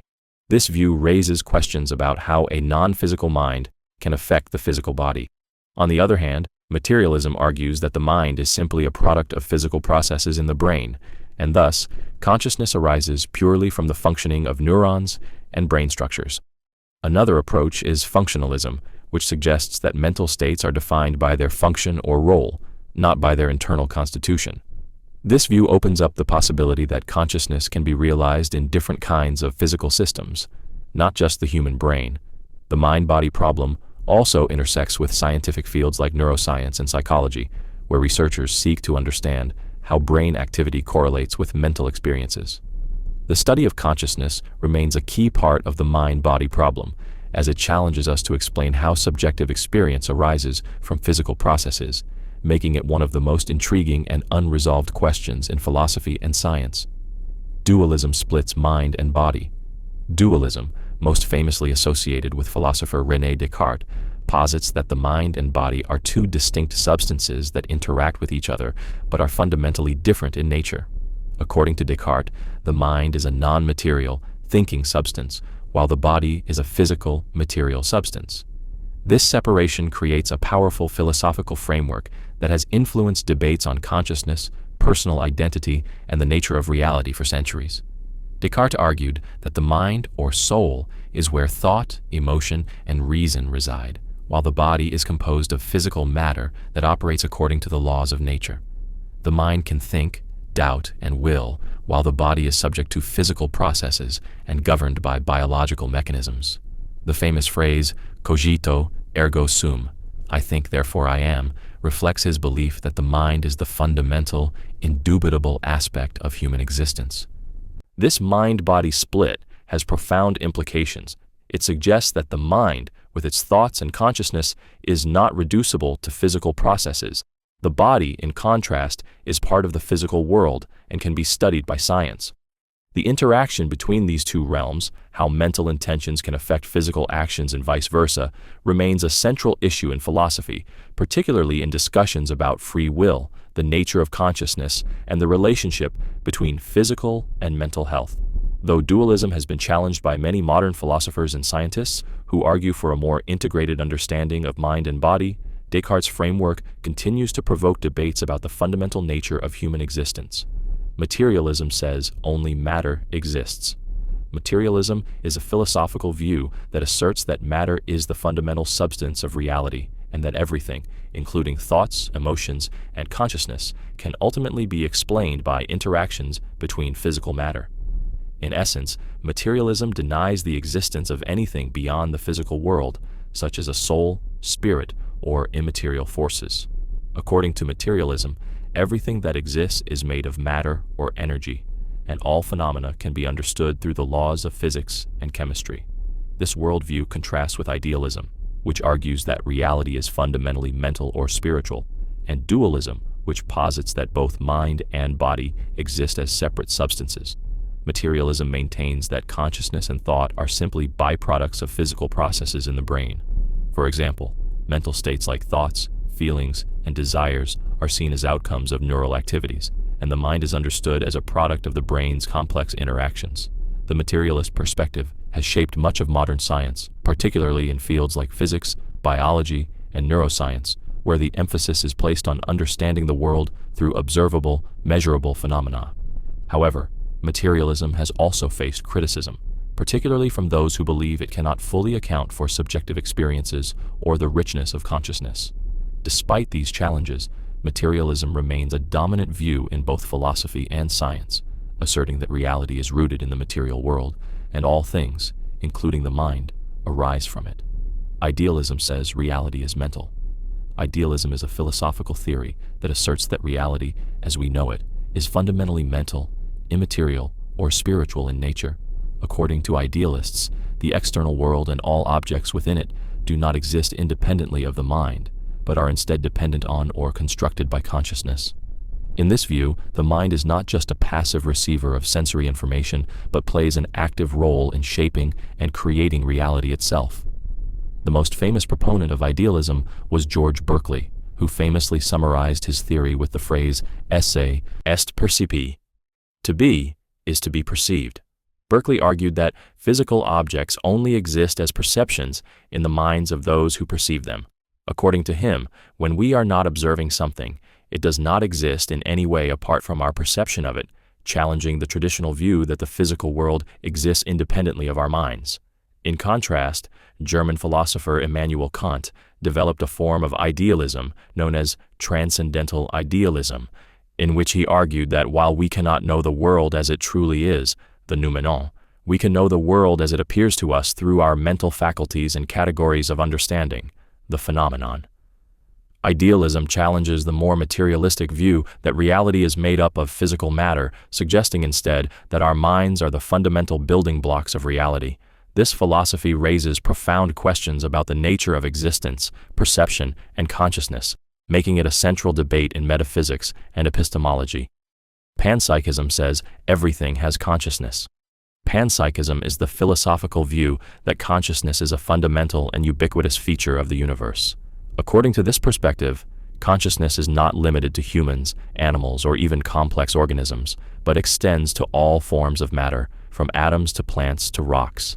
In other words, everything in the universe, no matter how simple or complex, has some form of experience or mental state, even if it is radically different from human consciousness. The idea of panpsychism challenges the traditional view that consciousness is a product of complex biological systems, like the human brain. Instead, it suggests that consciousness is a property intrinsic to all matter, and the difference between complex minds and simpler forms of matter lies in the degree or nature of consciousness, not its existence. For example, a rock might have a very primitive form of consciousness, but it would be vastly different from human self-awareness. Panpsychism has deep roots in ancient philosophy, but has gained renewed interest in contemporary discussions of the mind-body problem and consciousness. Prominent philosophers like Alfred North Whitehead and Galen Strawson have argued for versions of panpsychism, suggesting that it could offer a more comprehensive account of consciousness, avoiding the limitations of both dualism and materialism. This view has profound implications for how we understand the nature of reality. If everything has consciousness, then our relationship with the world is not just physical, but also involves a kind of shared experience. Panpsychism invites us to reconsider the boundaries between mind and matter and challenges the conventional distinctions we make between the conscious and the unconscious. Determinism says events are caused. Determinism is the philosophical concept that every event or state of affairs, including human actions, is caused by preceding events in accordance with the laws of nature. In other words, the future is fully determined by the present and past conditions. According to determinism, if we had perfect knowledge of all the factors influencing a situation, we could predict any event or action with complete certainty, as each event follows from previous ones in a chain of cause and effect. This view challenges the idea of free will, the notion that individuals can make choices independent of prior causes. If determinism is true, every action we take, every decision we make, and every event in the universe is the result of a long chain of prior occurrences, leaving little room for individual autonomy.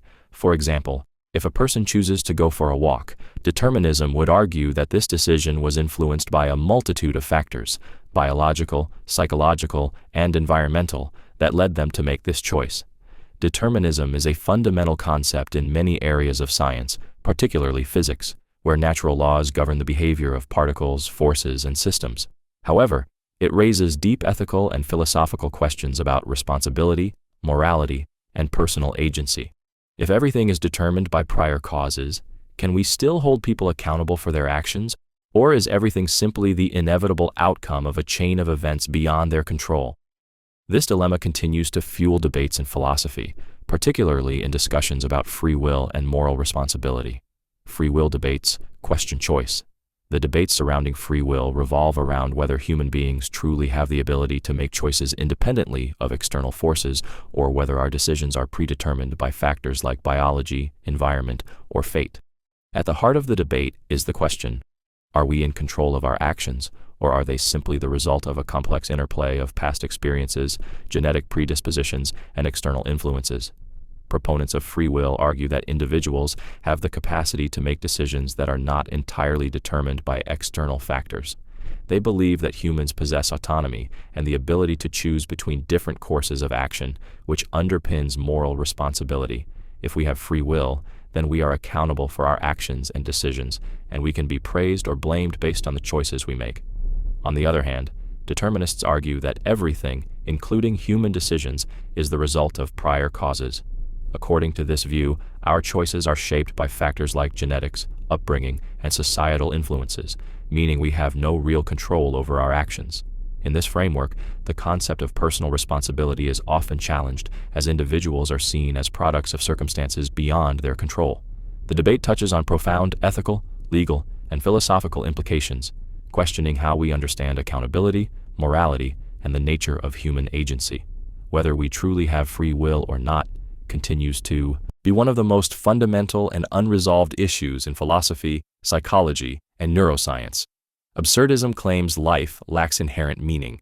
Absurdism, a philosophical perspective closely associated with the work of Albert Camus, argues that life inherently lacks meaning or purpose. This view emerges from the recognition of the absurd, the tension between humans' natural desire to find meaning in life and the universe's apparent indifference or lack of inherent meaning.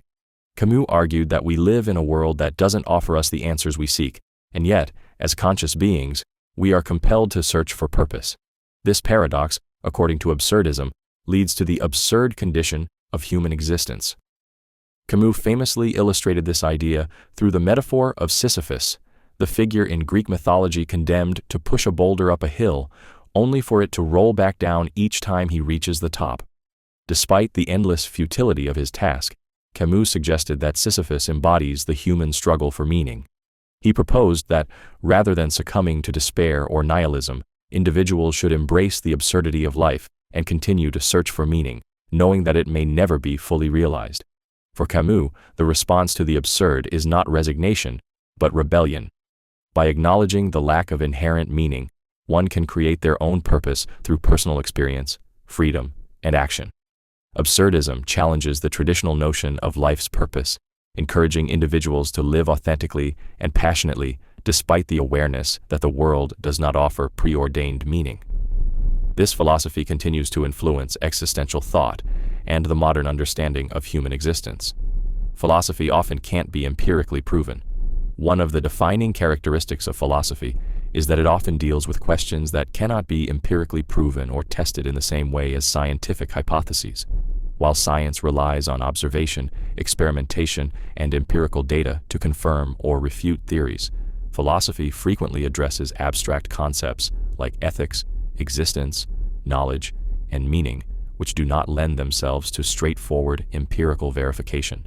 Philosophical questions such as, "What is the nature of consciousness?" or "What is the meaning of life?" are not questions that can be answered through experiments or sensory data. Instead, they require deep reasoning, reflection, and logical argumentation.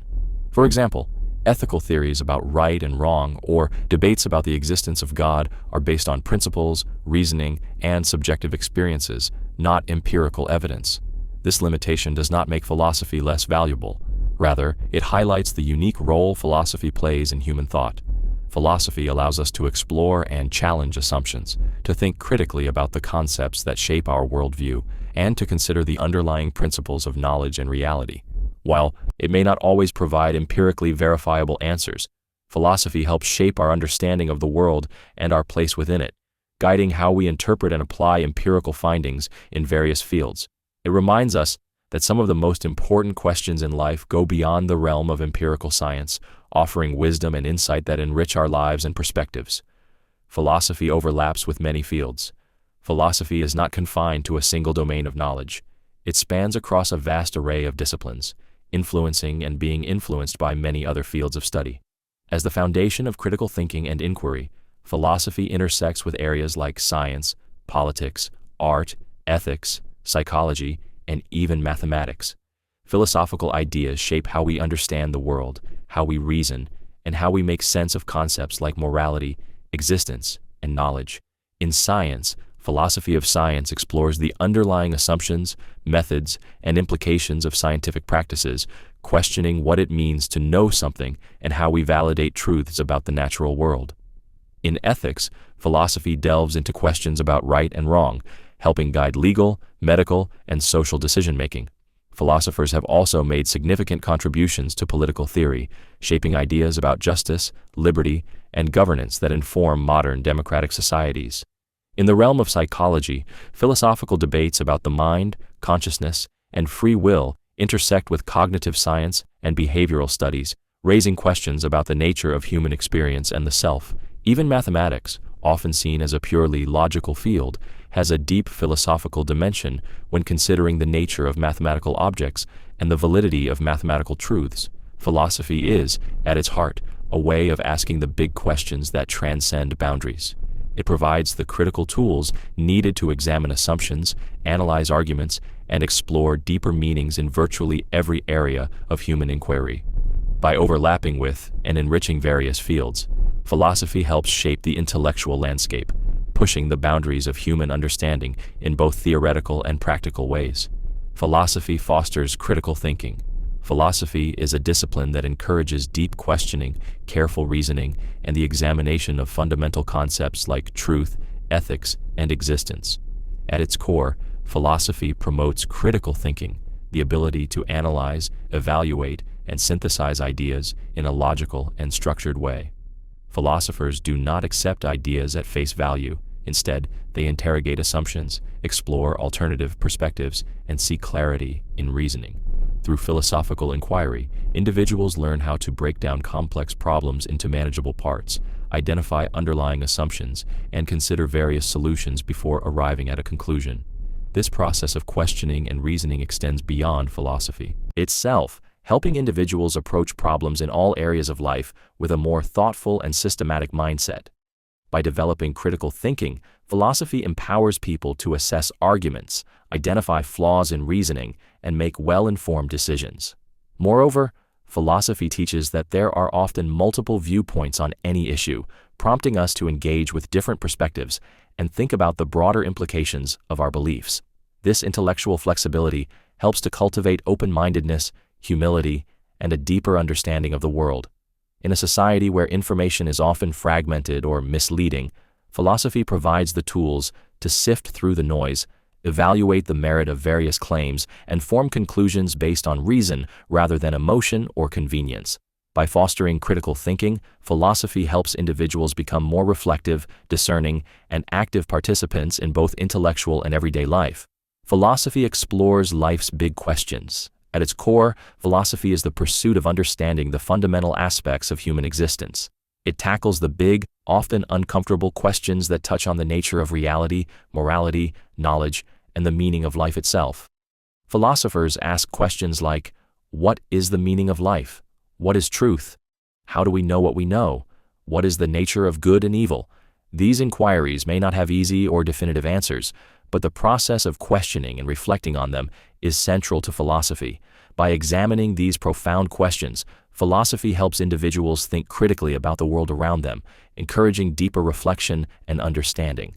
It challenges us to question assumptions, explore different perspectives, and seek greater clarity about our place in the universe. Whether it's exploring ethics, metaphysics, the nature of consciousness, or the structure of society, philosophy offers a framework for considering life's most essential and enduring questions. The exploration of these big questions isn't just for academic debate. It's a way for individuals to navigate their own lives and experiences, helping them make sense of their values, beliefs, and actions. Philosophy doesn't always provide clear-cut answers, but it offers the tools to engage with the complexity of the world, urging us to think more deeply about our existence, our choices, and our understanding of reality. Through this process, philosophy remains a vital tool for those seeking to understand themselves and the world around them. Philosophy seeks truth, justice, and understanding. At its core, philosophy is the pursuit of truth, justice, and understanding. It's a quest to unravel the mysteries of existence, to understand the nature of reality, and to uncover the deeper principles that guide human life. Philosophy doesn't just seek factual knowledge, but strives for profound insights into the meaning of life, the essence of morality, and the nature of human experience. Philosophy's search for truth involves asking fundamental questions about the world. What is real? What can we know? What is the nature of knowledge itself?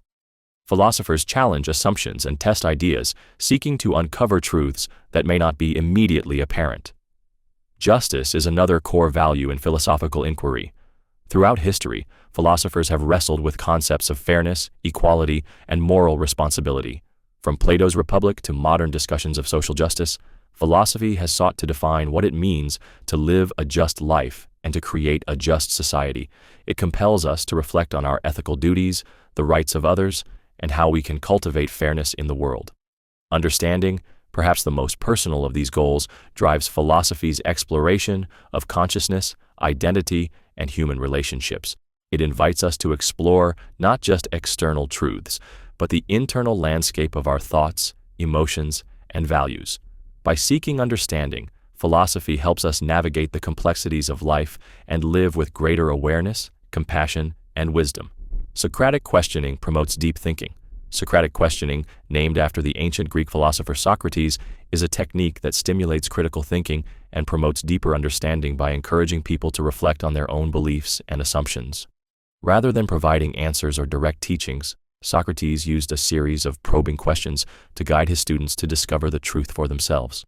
This method pushes individuals to think critically, question their preconceptions, and examine the underlying principles behind their ideas.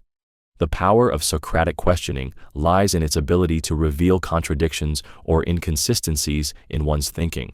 By repeatedly asking why and how, Socrates helped his students explore the reasons behind their beliefs and uncover deeper insights.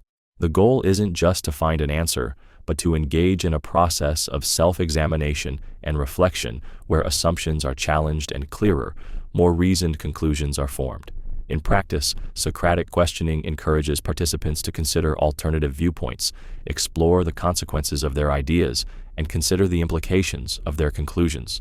This method, which requires active engagement, helps cultivate a mindset of curiosity and intellectual humility, allowing individuals to continuously refine their understanding of the world. Socratic questioning is widely used in education, therapy, and even in professional settings like law and leadership, as it promotes dialogue and critical reflection. By encouraging people to think more deeply, Socratic questioning empowers them to arrive at their own informed conclusions, fostering a richer, more thoughtful approach to problem-solving and decision-making. Philosophy shapes law, politics, and science. Philosophy has always played a pivotal role in shaping the foundational ideas behind law, politics, and science. Its influence extends far beyond abstract theories, actively guiding the principles, ethical frameworks, and methods that govern society and knowledge. In law, philosophy provides the basis for concepts like justice, rights, and fairness. The ancient Greeks, particularly Plato and Aristotle, laid down ideas about what constitutes a just society, influencing modern legal systems. Philosophers like John Locke and Thomas Hobbes contributed to the development of natural rights theory, which underpins much of modern constitutional law. Ethics, a branch of philosophy, continually informs legal discussions about the morality of actions, such as debates over the death penalty or the right to privacy. In politics, philosophy offers frameworks for understanding governance, freedom, and the role of the state. The social contract theories of Rousseau and Hobbes directly influence the structure of democratic and authoritarian systems. John Stuart Mill's philosophy on liberty shapes modern ideas about individual freedoms and government intervention. Political philosophers explore issues of power, equality, and justice, questioning the best forms of government and how to achieve social well-being. In science, philosophy of science examines the nature of scientific knowledge, the scientific method, and the ethical implications of scientific advances. Figures like Galileo, Newton, and Darwin were not just scientists, but also deeply engaged with philosophical questions about the nature of the universe. Today, philosophy continues to influence how we understand the limits of scientific knowledge, ethics in research, and how we interpret evidence and theories. Thus, philosophy serves as the bedrock that informs and shapes the systems of law, politics, and science, guiding how we think about and structure the world around us. Philosophers challenge assumptions. One of the primary roles of philosophers is to question and challenge the assumptions that underpin our beliefs, behaviors, and societal norms. Philosophy pushes us to critically examine ideas we often take for granted, urging us to ask, why do we believe this? What evidence supports it? Are there other ways of looking at the issue? This critical examination is what distinguishes philosophy from mere acceptance of the status quo. By questioning assumptions, philosophers aim to uncover the underlying principles that shape our thinking and society. For instance, moral philosophers challenge us to think beyond conventional ethical norms, asking whether the rules we follow are truly just, or if they've simply been handed down without scrutiny. Similarly, epistemologists challenge assumptions about knowledge, asking how we can be certain of anything and what we actually know. Philosophy doesn't just challenge external assumptions, it also prompts self-reflection. It pushes individuals to reconsider their own beliefs, biases, and ways of thinking. In doing so, philosophers often help us expand our perspectives and move beyond limited or rigid viewpoints. This process of challenging assumptions can be uncomfortable, but it's also essential for personal growth and intellectual progress. By constantly questioning and re-evaluating, philosophy ensures that we don't just accept the world as it is, but strive to understand it more deeply and meaningfully. Philosophy questions knowledge itself. One of philosophy's most profound contributions is its ability to question the very nature of knowledge. Rather than simply accepting what is known, philosophy challenges us to think deeply about how we come to know anything at all. It examines the limits of human understanding, asking, what does it mean to know something? How do we know what we know? Can we ever truly be certain of anything? This inquiry into the nature of knowledge is known as epistemology, a branch of philosophy that explores the sources, validity, and scope of human knowledge.